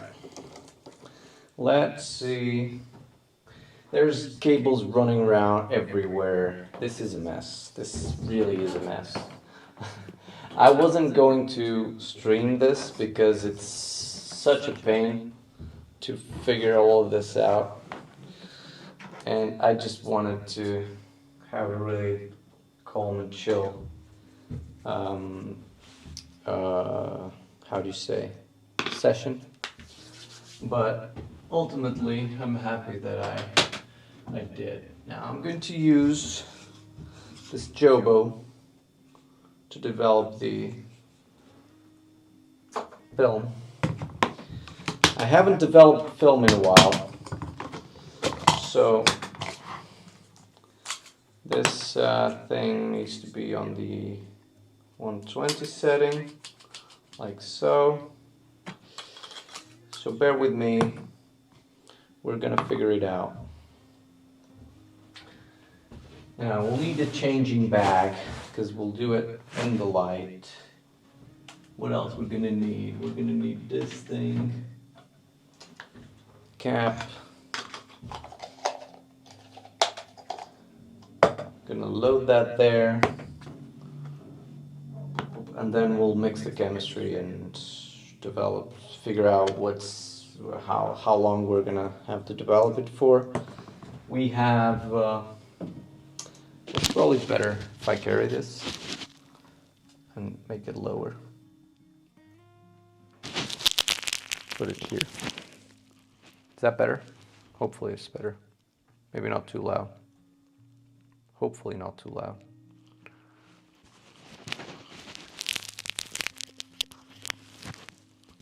one there. All right. All right. Sounds good. Thank you. Okay. We're gonna be using what? So we have fixer. We have chemistry for paper, but I don't want to use the same chemistry. So we're gonna be mixing. How much chemistry does this use? 485 milliliter. I don't even have.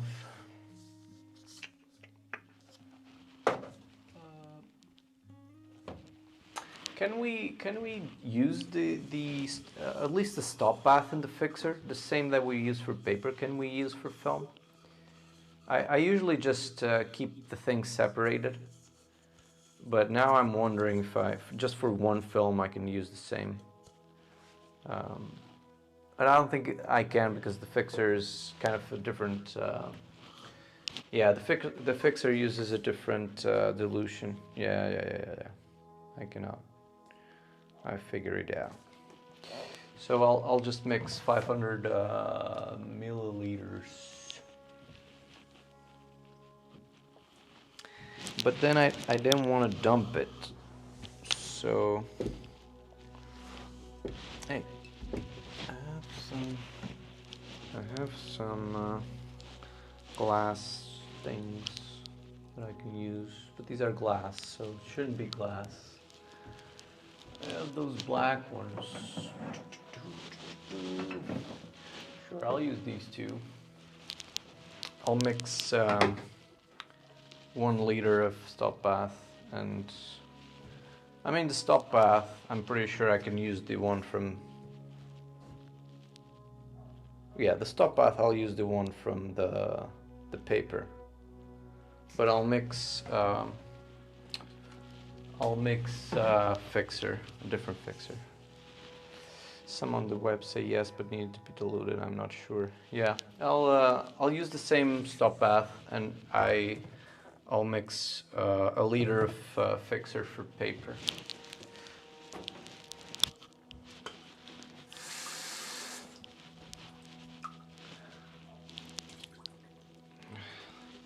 You actually take these flowers out of here.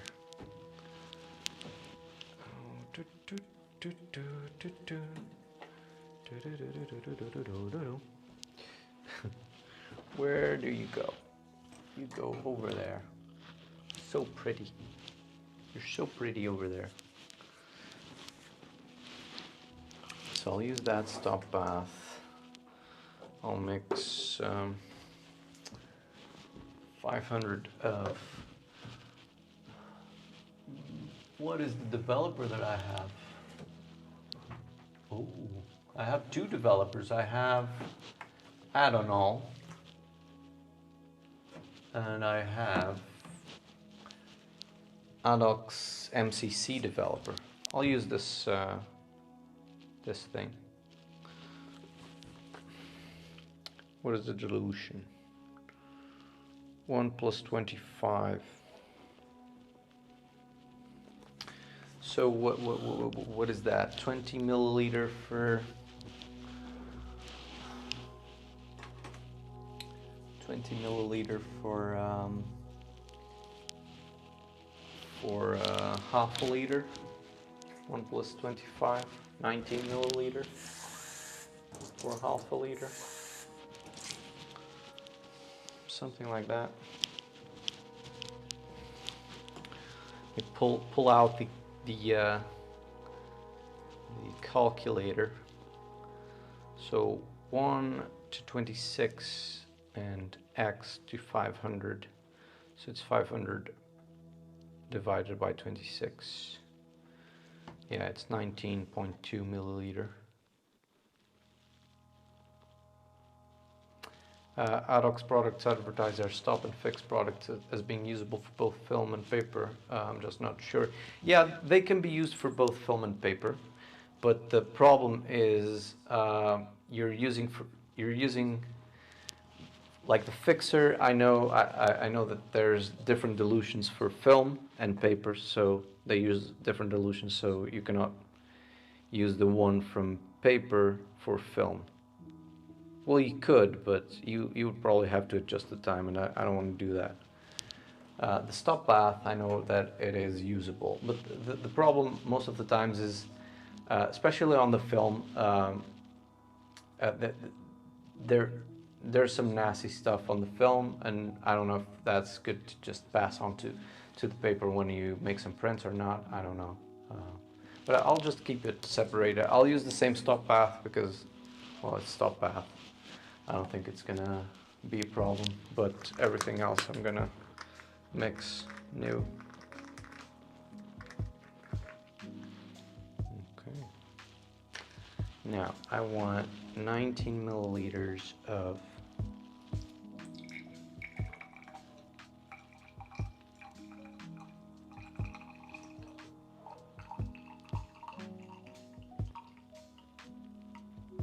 oh my god. My god, these guys, dude. They do something that they think is going to help, but it doesn't help. Okay, should be enough. They put like a little hole in the middle. Focus, come on. But that hole is not, it doesn't pour consistently. And the guys from the chat will know what I'm talking about.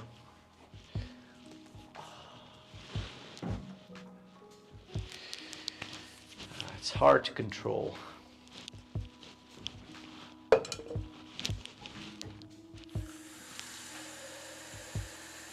Hey, I'll do that.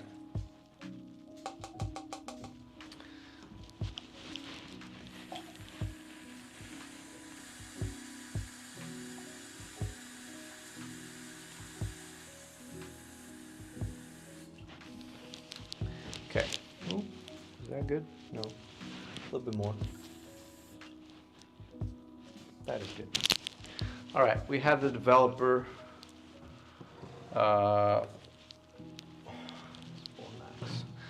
That's 1 plus 5. So it's 1 plus 5 is what for a liter is 200 milliliters for a liter. Yeah.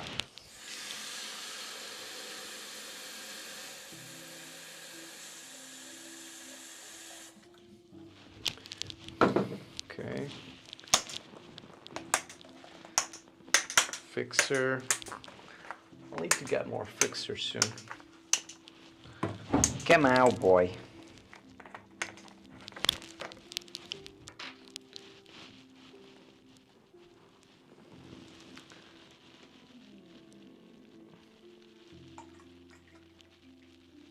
$100 and $200. There we go.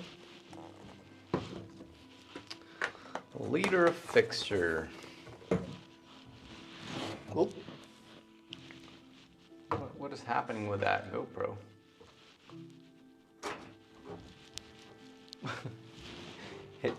It's facing the ceiling.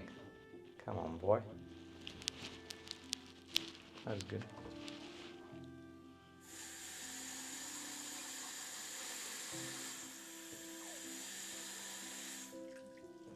All right, that's a liter. Just put it here for now.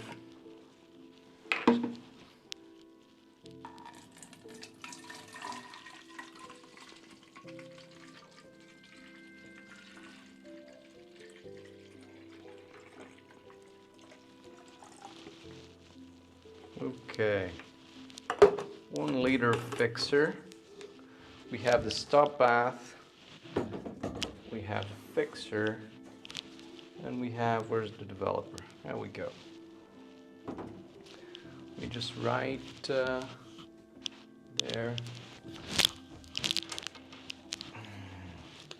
It's film fixer. Addox 1 plus 4. Fixer. Cool. Now, we're going to load this thing. We're gonna load this film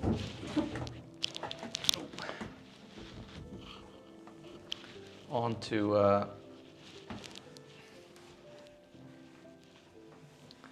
in black and white develop. Temperature is not important. I can't remember from uni. Well, it's not as important as color now, but you still should keep it at 20 degrees Celsius, at least the developer, consistently. The stop path and the fixer is more forgiving. The developer should be at 20 degrees Celsius, but I'm not going to bother with that. It's not a big deal. Even if it's like at 16 degrees or 17, it's not going to matter too much. On color, C41 and E6 is very unforgiving. There's color shifts and everything, but not on black and white, no.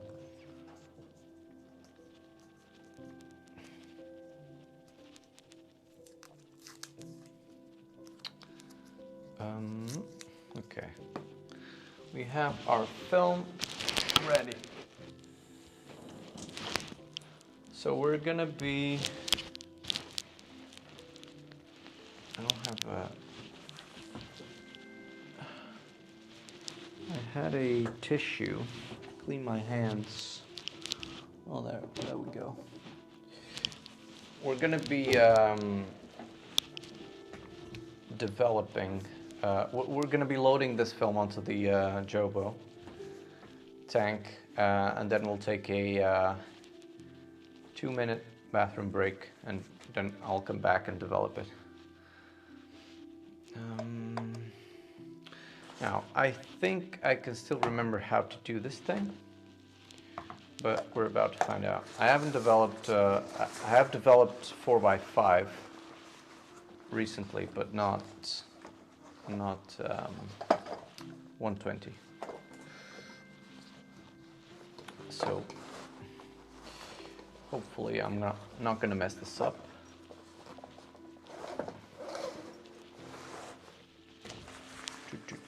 They say that it's the same as riding a bike.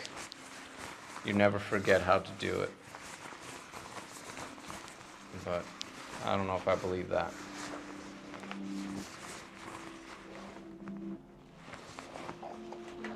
All right.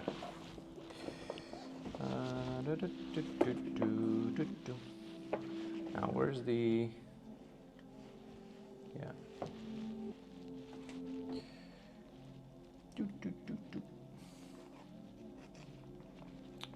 Okay. Where's that? That is there. Now, where's the film? Give me the film. I want the film.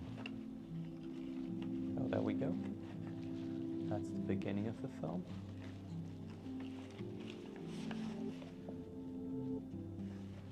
Nope. No, it isn't. That is the beginning of the film. There we go.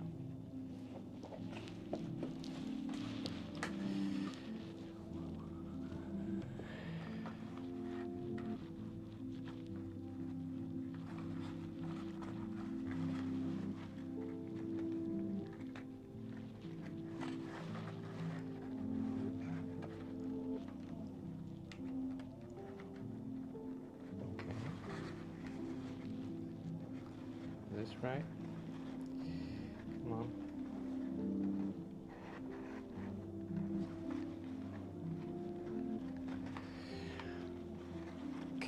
Come out, wherever you are.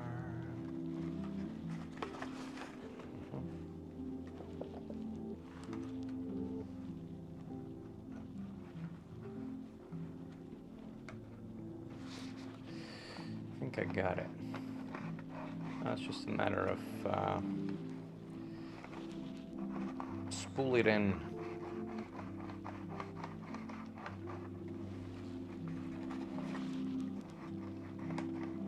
We believe.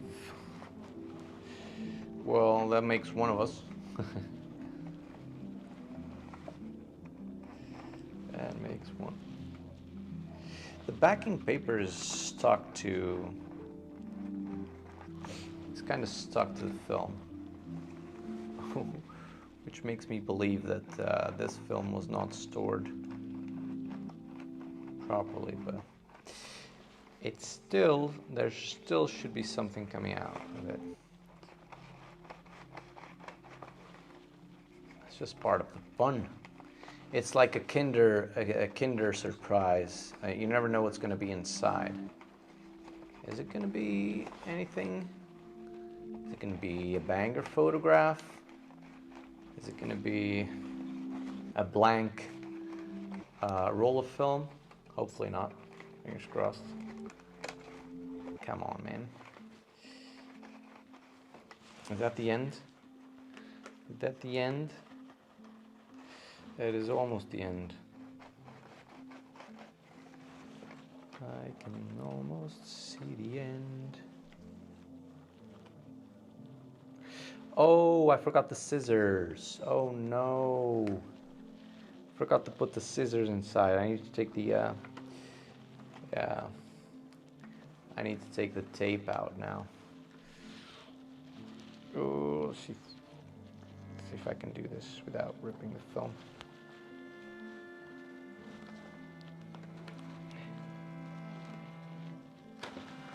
There we go. Got it.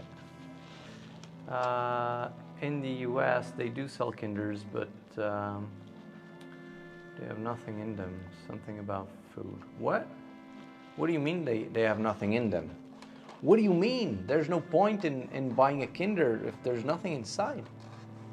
The whole point of buying a Kinder is for the surprise.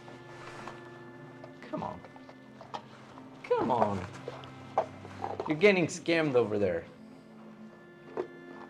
You're getting scammed. Let me tell you.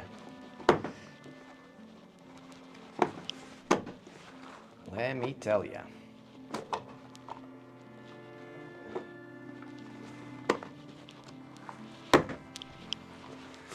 Is that, yeah, that is tight. All right, we loaded it hopefully well. Now I didn't close that one for some reason, but still should be fine.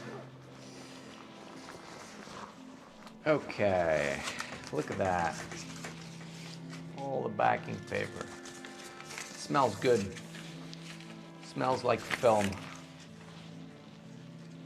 Now the magic will begin, but I really need a bathroom break. It's gonna stay here, and I'm going to be right back. I'll try to be as fast as I can. Give me like 2 to 4 minutes. Start to count. Start the count.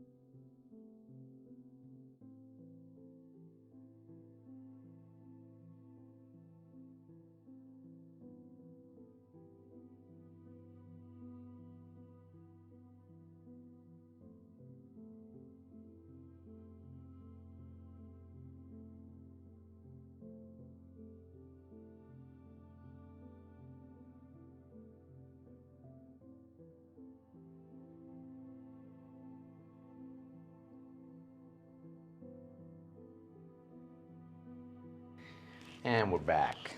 Hopefully that didn't take too long. Now, inside we have a roll of film.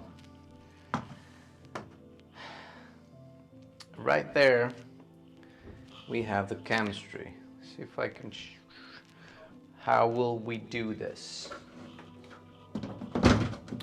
How will we do this? Take these trays out of here. Oh, wow.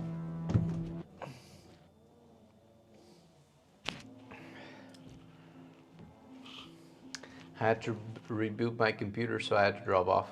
No worries, you just in time, because I went to the bathroom. I just got back as well, so we're gonna be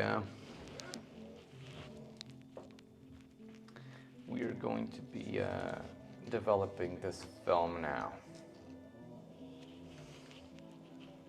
Is that going to work there? I don't know. I don't know where I'm gonna put this. Oh, what about we put it there?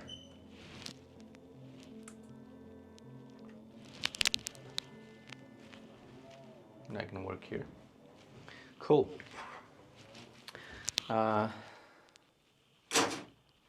Now I'll need to figure out how long we're gonna have to develop this thing for. And I usually use I used to use a thing called massive depth charts. I don't know if they're still up or not, but we'll figure it out. We'll select a film, which is Rolei Retro 400S, and we select the developer, which is Adonal. Is it? What's the developer there? Yeah, Adox Adonal, which I don't see here. What? Is it the same as Rodinal?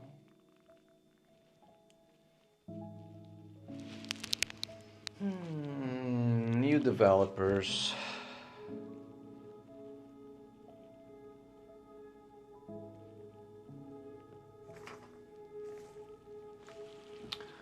Is it the same as Rodinal? Because I don't see the developer here. I see many from Adox, but there's no Adonal.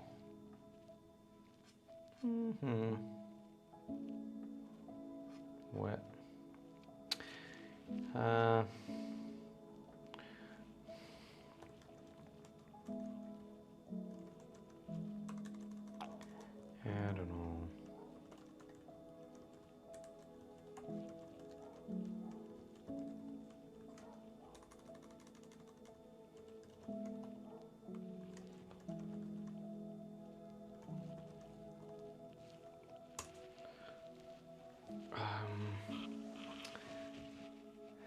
So it's the Adonal is the modern continuation of Rodinal. So I should be developing it for 6 to 7 minutes at 1+25 dilution. But let's confirm it on the massive depth chart. If I select Rodinal,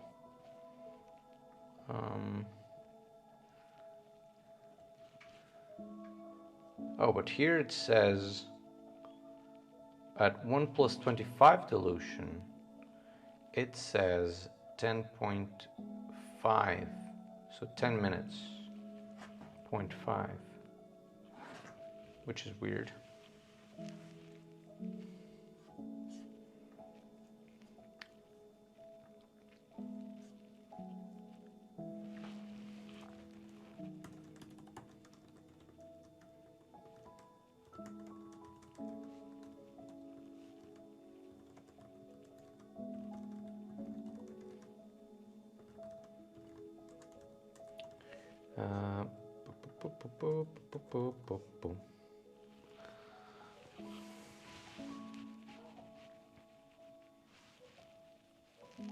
I don't want to develop it.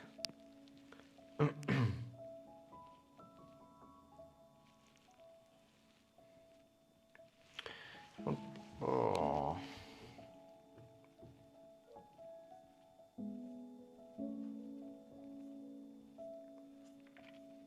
This is weird.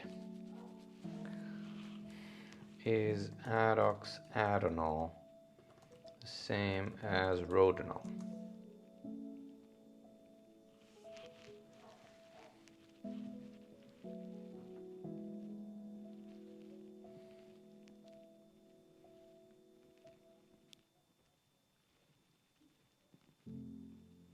It's the same. People say it's the same. If it's the same, it's giving me a 10.5 minute developing time. So, give me a second.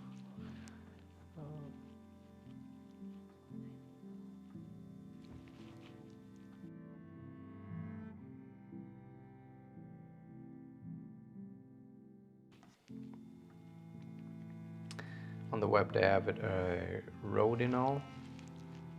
So this is the one that I'm using. Adoxadenol. Oh, focus there, boy. There we go. This is the one that I'm using, which I'm reading that it's the same kind of chemistry as rodenol. Because on the website that I used to see the developing times, there's not, this one doesn't exist. And the rodenol, which is the old developer that was discontinued, there's there, and it's giving me a 10.5 minute developing time. And if this is the same, I'm going to use the same 10.5 minutes. And just not care about it.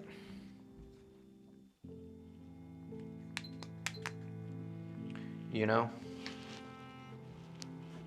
So we're gonna do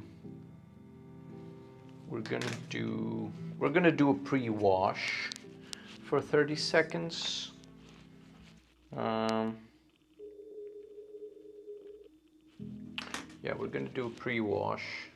And then 10.5 minutes. How long is the fixer? 3 to 4 minutes. Okay, so we'll do 4 minutes for the fixer. And let's start doing this thing. Right. I'm saying what's here. Can you see what I'm doing? You can. Hopefully you can. Now, let's wash it.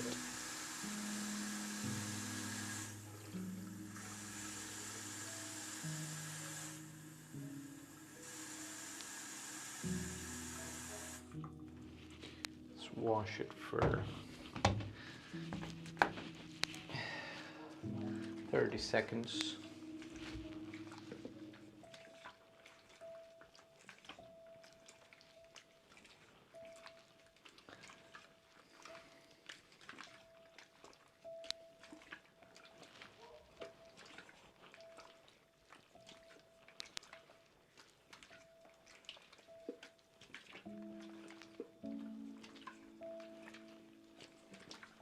That should be enough. And the water, you probably can see on the top camera, is going to come out. It's pink. This one is pink. Alright. I'm used to black, green. Pink is a new one. Alright. Let's pour the developer in. And start the timer. There we go. Start the timer, invert it for first 30 seconds. And then a couple of inversions every minute. Should do it. in the US, I know I would have a challenge with the well water I have in the house compared to the town water.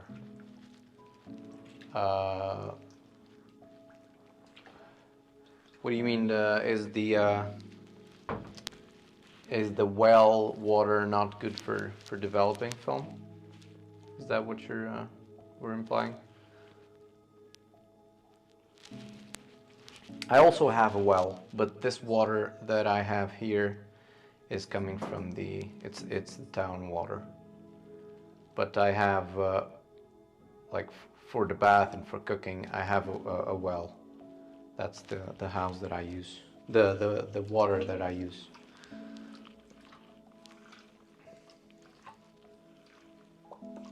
So I'll do 4 inversions every minute. I have to filter it. The town water is chlorinated. Oh yeah. But for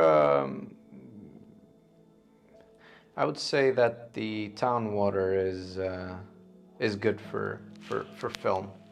I would say.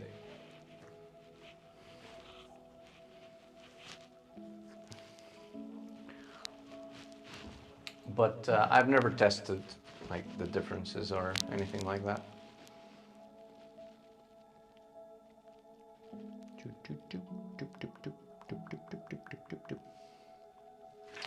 Oh, you have the timer there. I could probably put it somewhere that you can see, but...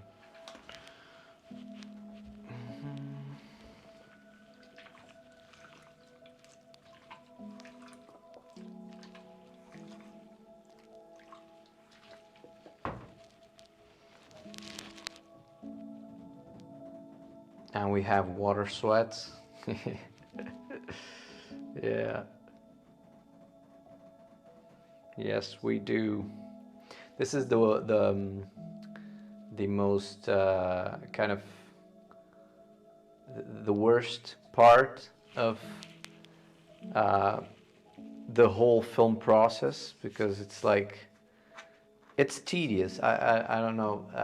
I don't miss developing film because it is tedious. I'd rather just shoot and print and take the film to a lab to develop it. But since we're just experimenting, I'm just developing it at home. But I've stopped developing most of my film, everything besides large format. I've stopped developing at home because it's tedious, and it's the part of the process where you're just thinking to yourself what might have gone wrong, and you're kind of just sitting here waiting for the film to develop and inverting the tank every minute or so.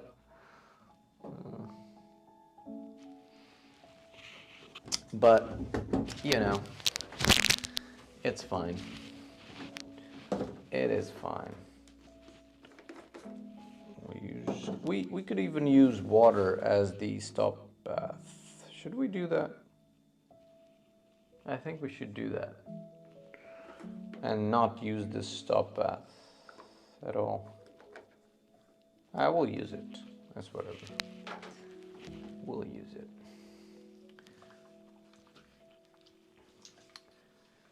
I watched a channel where the guy did a members only stream where he developed Super 8 film. It was quite interesting when you have a 50-foot roll. Oh yeah, I was going to get one of those Russian or Ukrainian tanks for Super 8 because I have a Super 8 camera which I wanted to shoot some film in, but developing the film here in Portugal is really expensive. You can pay like 20 to 30 euros to develop a single roll of Super 8, which is really impractical in terms of price because the roll itself is probably like 30 to 40 euros, and by the time you scan it, it's like 100 euros, everything combined, for one roll of Super 8, which runs for about 3 minutes of footage. So it's just impractical, but those are all also expensive. The Super 8 the Super 8 film tanks, and I have been told that they are quite hard to load as well, but I've never tried it. There's just so many things that you can dig into regarding film, because it's a money hole, you know. You can bury so much money into it.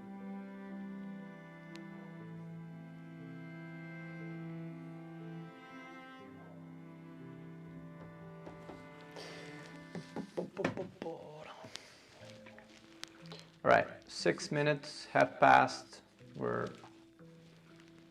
pretty much past the halfway point. The developer is gonna be in for 10 minutes and a half.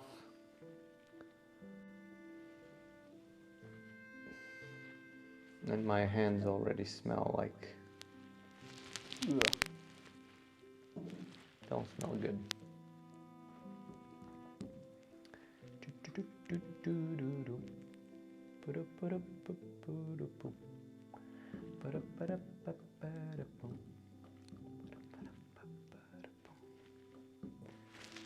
That could be further down, but I don't think I can.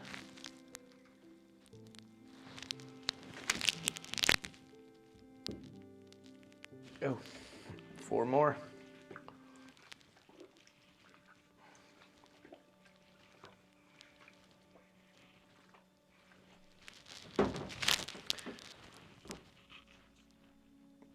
Oh, I need to get some. Do I have some photo flow? I'll need to put a wire somewhere so that we can leave our film to dry overnight. But I have some photo flow here, which I will use to make sure that the film is kind of washed properly. How long do people wash the film nowadays? I think it's for 10 minutes on running water, I think. We'll see. Still, 35mm film here is about $15 a roll, regardless of exposures. I just get negatives, do the scanning myself. Yeah, that's what I do.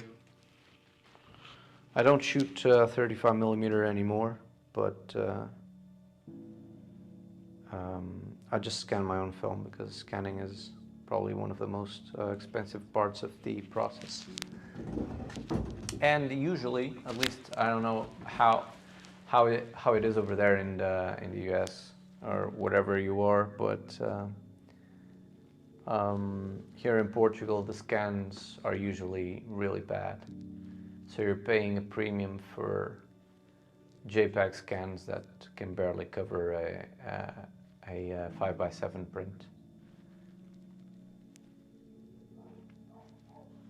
And the color grading that they do is not particularly great as well.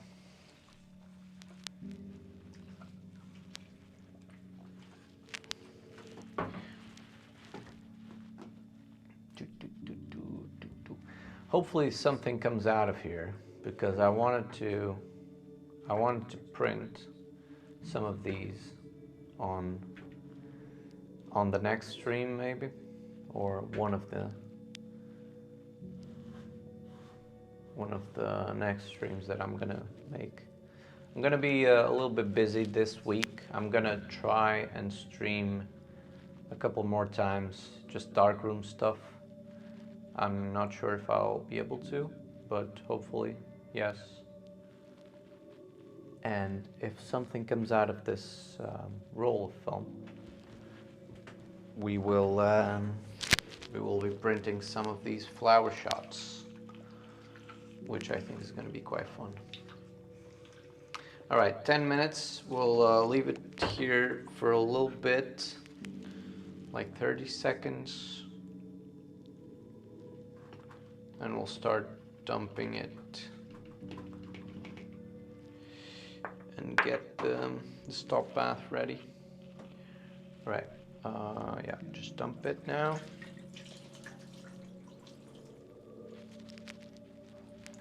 All right.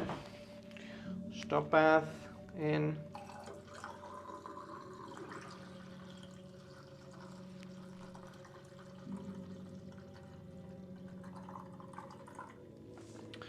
That's enough. Stop bath. All right, 30 seconds. Stop bath.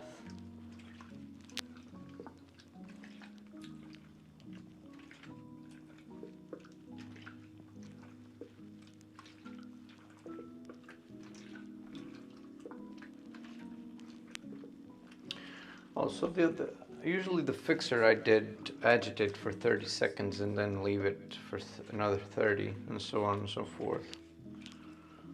Hopefully it's still the way to do it.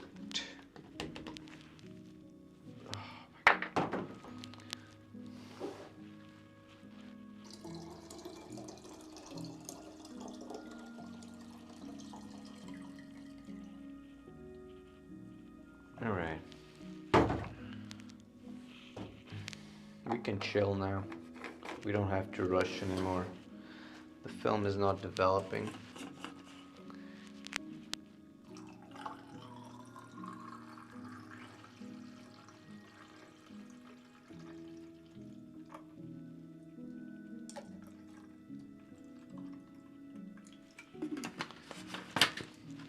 All right.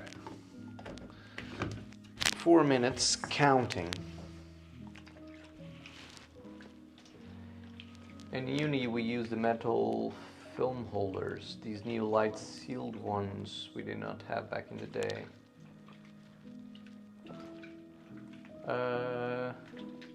What do you mean, the tank? The Jobo tank? Were they, so they weren't daylight tanks, is what you mean?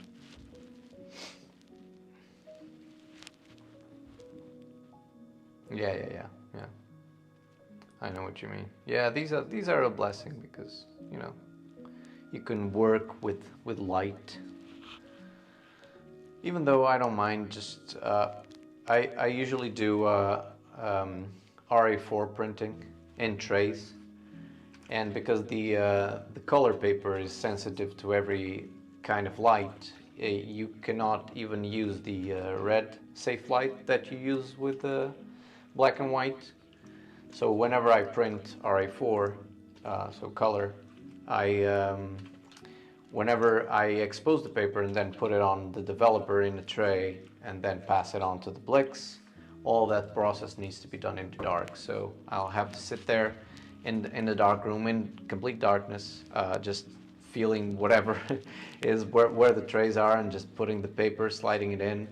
And I have this timer as well, which I use for, this has like a beep. You can make it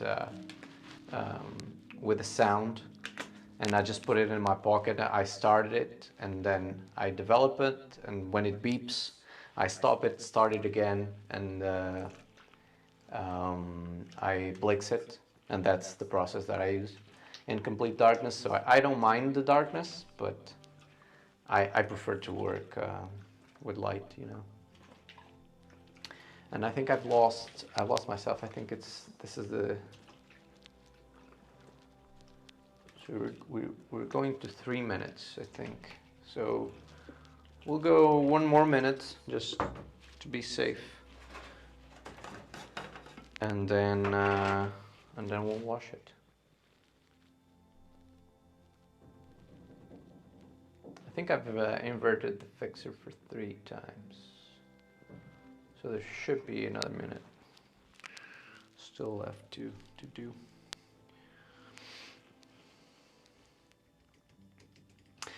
One of the things that I hate about these Jobo tanks, though, is that there's always chemistry just coming out of them. Doesn't matter how well you tighten it and you put the cap. These caps are never tight enough. There's always chemistry just dripping everywhere, which I hate. All right, let it sit there for 30 more seconds and then we'll wash it for 10 minutes. And then we'll put some photo flow. Oh no, it's not photo flow, is it? It's wetting agent. Do I have, is it the same thing?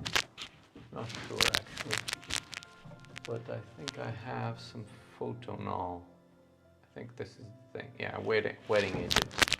I'll put some when the film is done washing.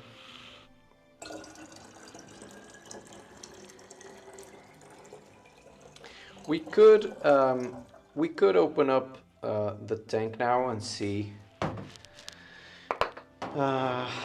the images before the wash, but I'm just gonna wash it and then we'll look at it whenever it's done.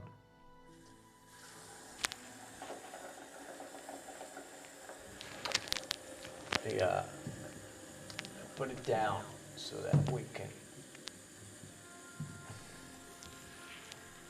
It's there. It's washing. We're gonna wait a little bit.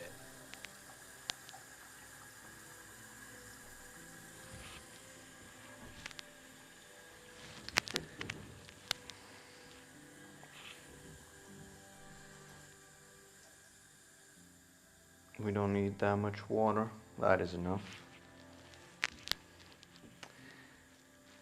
Need to have a lab apron on so chems don't get all over the clothing. Yeah, I should, but I don't know.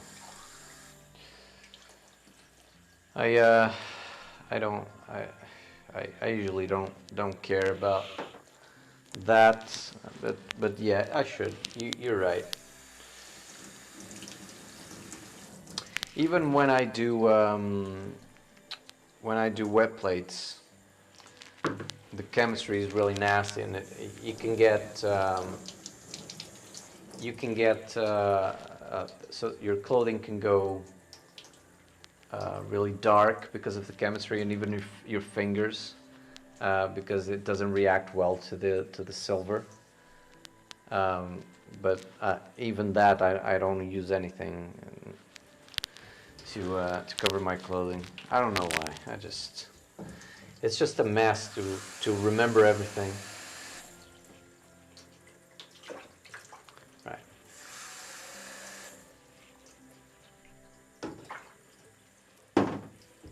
Put that somewhere else so that we can chat at least.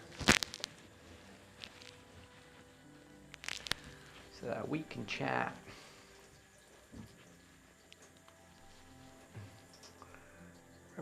Wow, wow. Oh, look at that camera. Look at my hair, though. Freaking hell. Okay. Can I put this away?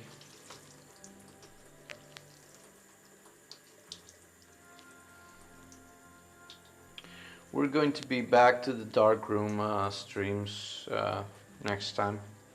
Not sure I'm gonna do these sort of studio streams, at least not here. If I get a better setup so that you can see in real time whatever I'm working on and the compositions that I'm making, I'll probably do it again. But we'll be back to the Darkroom stuff, printing for the next streams. This was just like a test to see if it worked, and it's just there's a lot of things that don't work that well.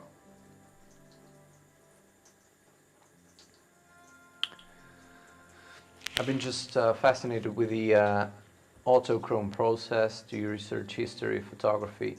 I do research, but I don't think I'm familiar with the autochrome process. What is it about?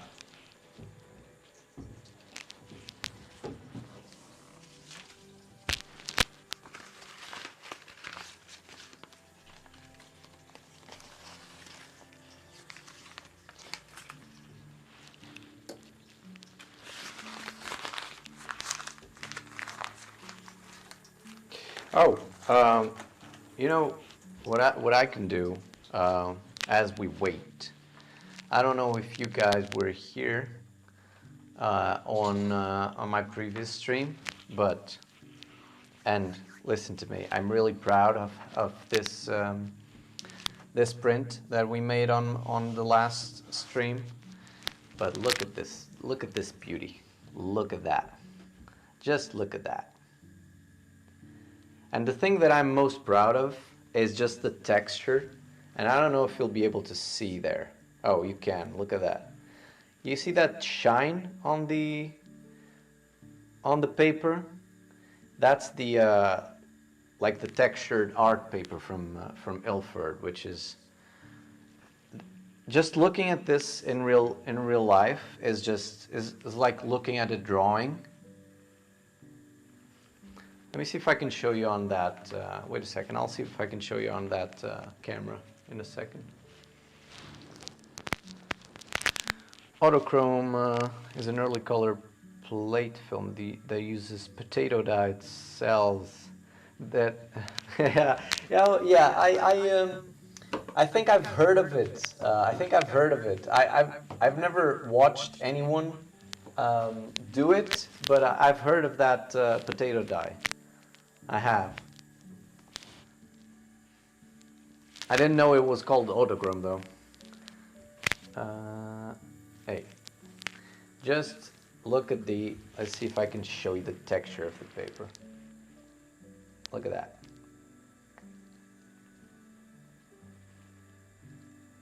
It's just, I don't know. I just love this this paper, and the print itself is really cool.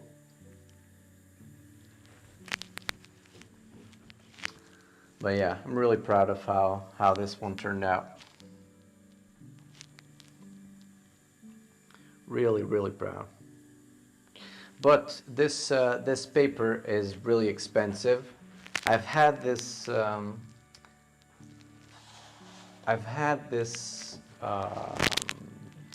this box of paper for, I don't know, probably like 5 to 10 years. I've bought it a long time ago, and I have used it maybe once or twice back in the day with some probably not that great images, negatives, and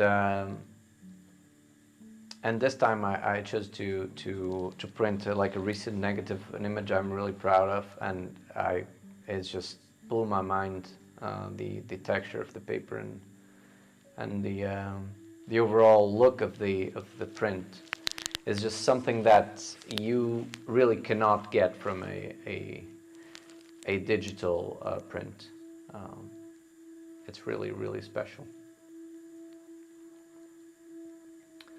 The texture add to the photo, perfect combo. Thank you. Yeah, I think it really works really well.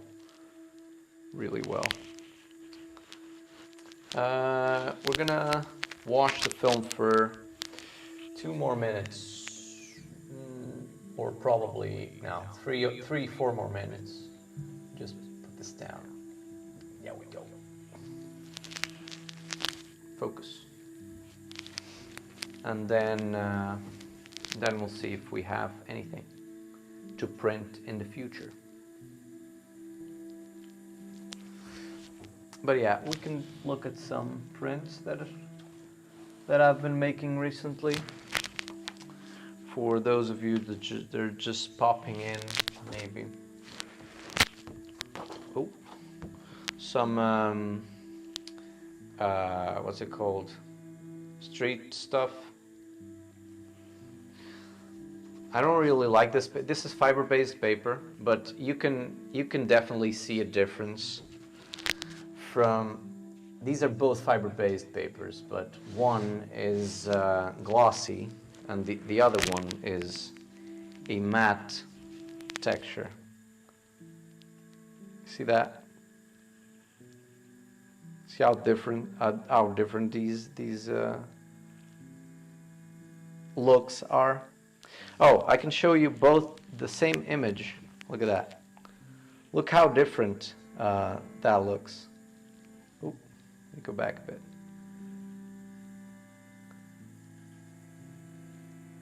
It's just completely different.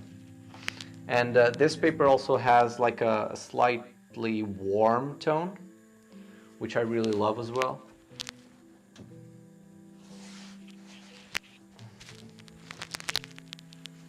But yeah, this one is like a regular fiber-based paper, but with a glossy finish. Yeah, I really like that one as well. But these are some prints that I've been making. Street stuff. There's more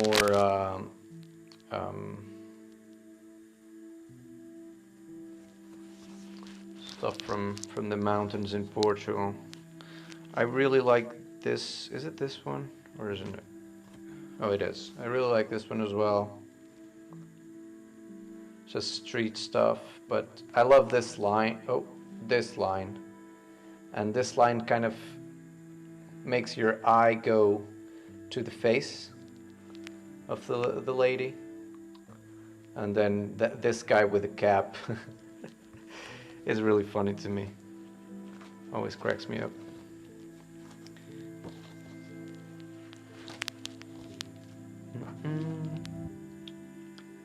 This one was another one I printed.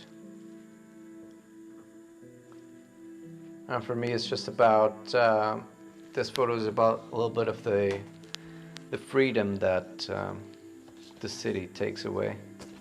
Some of those older people are just stuck in an apartment because there's no elevator, there's nothing. It's just they have to go through the stairs, and some of them have problems in their mobility, and you know, it's just one of those images that, to me, it conveys that. This is another image that I really like. This is in my parents' house, and that's my mother's coat. And it's an image that really speaks to me because of all this negative space here. And I think I like the composition, but I will have to make a better print than that because I don't like that too much. This one I enjoy. It's another street photo, but I managed to get these shadows overlapped, and you see one face looking one way and then another face of another person looking the other way, and then that's a chimney. It's just a shadow shot, but I really enjoy it. I think I'm better with street with a very small camera. I've never been asked not to take a photo, but I understand people that get uncomfortable with it. Yeah, I definitely get why people get uncomfortable. But at the end of the day, I would always have to take the photographer's side in a way where, I mean, you're in the street, you know. You don't own the street, no one does, and it's just, if a photographer is taking a photo of you, it's not really invading your privacy, is it? It would be one thing to take a photo like through a window inside your house. That's one thing, but as you're walking the city, I mean, yeah. But, you know, there's different takes on it, and I try to be as respectful as I can, because at the end of the day, I think that by talking to people, you can always get away with anything if you just explain and be friendly about it. And at the end of the day, if they want you to not use the photo or whatever, you can just say, okay, I'll delete the photo, I'll not use it, whatever, and just move on. It is very weird these days, Stealthy Street. Yeah, it is. Yeah, you never know, you know. There's definitely weird people just going around and about their days and doing weird stuff, so I understand that part, I do. Alright, this should be washed, so should we Get the drum rolls. Oh my God. No.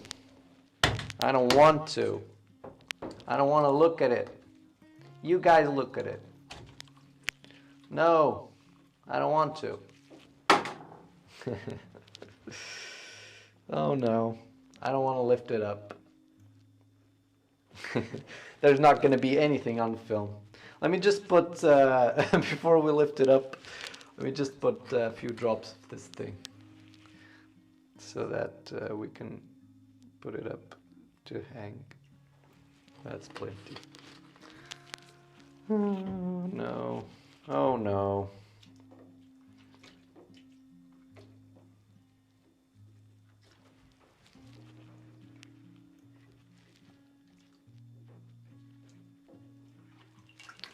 Oh, there's an image. I saw it.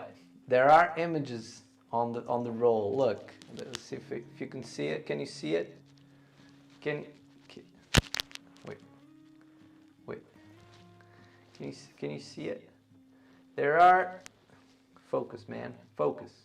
There are images there. There are definitely images there.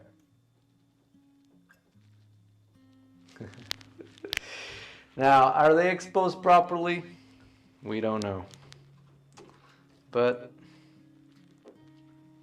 I'm happy that we have something that maybe we can print. Maybe. Maybe we'll be able to print.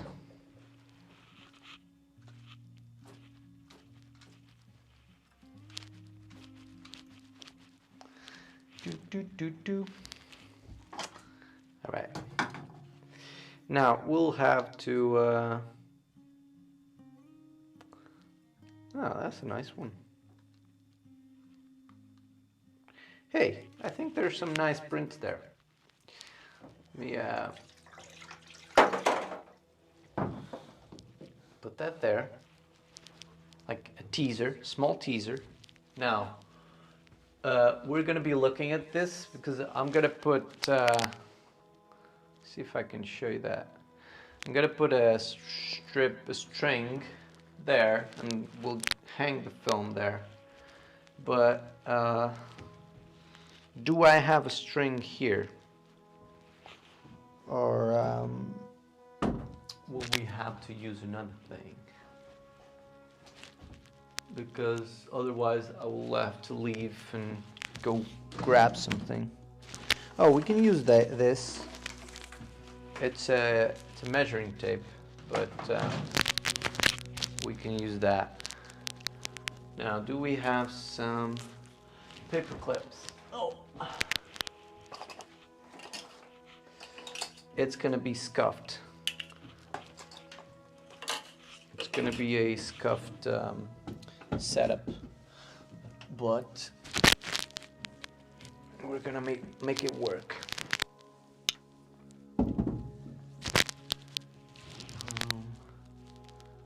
Now, can you see what? Do you want to see what I'll be doing? I'll put you there.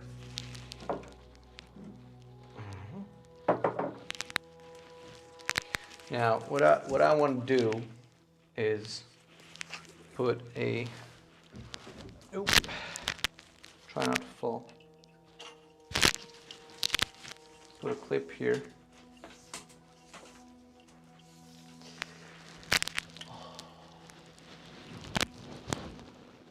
Put a clip here. Boom. Okay, that will work. Oh my God. This bench is not great. That will work, you know. I almost went kaboom. Okay, that is gonna work. Now we're gonna take that film and we'll put it here. We'll hang it here. I have another. I need 2 more clips. Something like this. clips will do.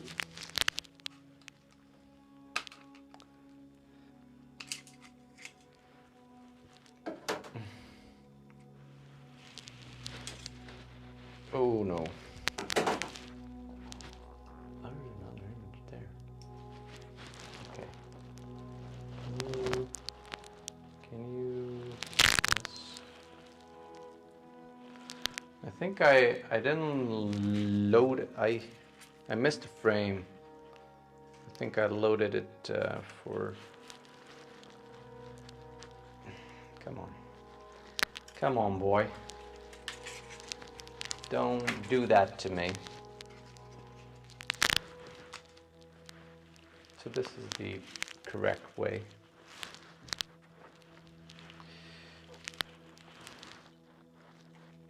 Yeah, I definitely didn't load it properly. So we only got one, the first shot, we only got one, the first composition we only got one shot, but it doesn't matter. Doesn't matter. Let's see if I can. All right.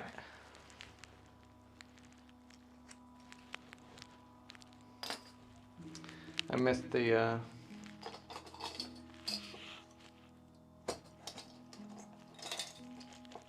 or no.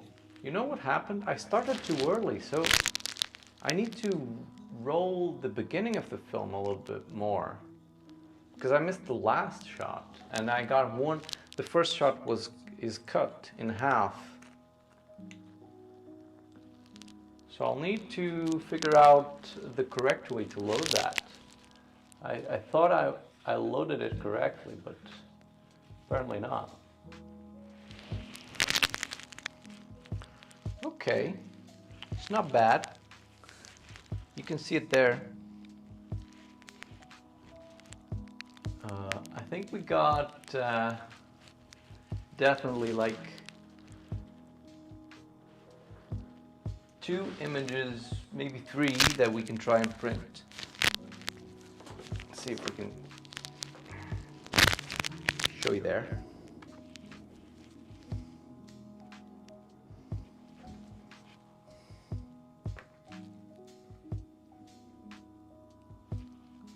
Stop moving. So this is the bracket that we made for the last shot. This is like half a second, 1 second, and then I think it was 4 seconds that we did. And this one I think is a little bit overexposed. And then that one was the previous one. And that one. We did 3 more. And then that was the first one. And then we have a cut one there. But that one might be salvageable as well, printable, but we'll see. Did you take a look at the info that I sent you about color? Yes, I did. I'm actually just looking at the paper. I'm going to be ordering some really soon. But I've been really busy with the commercial work. I have some commercial projects that I need to shoot this week. But I'll be ordering some of that paper that you've told me about really soon. And I'm really excited to print some color, to be quite honest with you.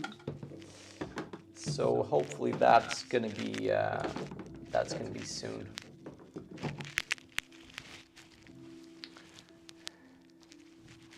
But yeah, thank you again for all that info. It's really nice. I still have some chemistry left that I'll get through.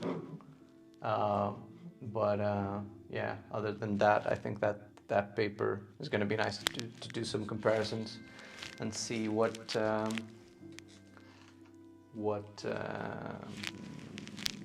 can make of it.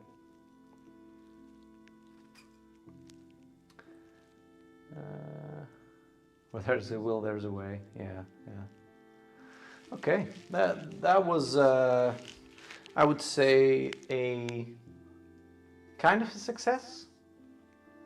Maybe, possibly. We got some images, so I'm happy. I'm happy with that.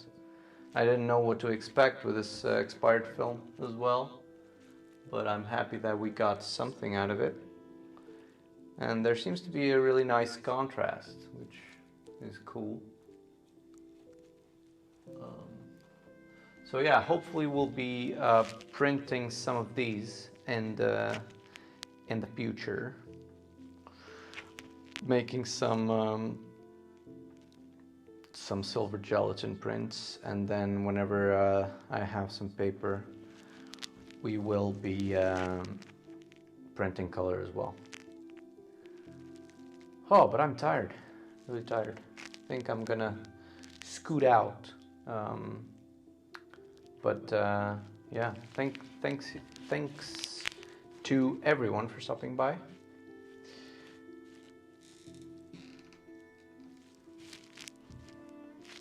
And I'm gonna be getting all these things into place. And yeah, we're gonna let this dry, and we're gonna pick this up in the next stream. We'll be looking at it in the light table, and hopefully printing some. See the whole process, basically from photographing all the way to printing something, which was the first objective whenever I've decided to stream all of this, was to just show the whole process, even though some of the things didn't go out as planned, as I would like them to go, but you know, it is what it is. At least it's documented. You know, it's sometimes you get it right, sometimes you don't. It is what it is. But yeah, thanks everyone for stopping by and for chatting. It was really a pleasure to just be here and show you guys the process. And we'll see you again, hopefully, really soon. I'll try to do a stream or two in this week, but as I said, I'm going to be a little bit busy, so we'll see what we can make. Hopefully, even like a short stream making one of these prints, but we'll see. All right, thank you so much, everyone, and take care. I'll see you around in the next stream. Goodbye, and have a nice day. Goodbye. See you.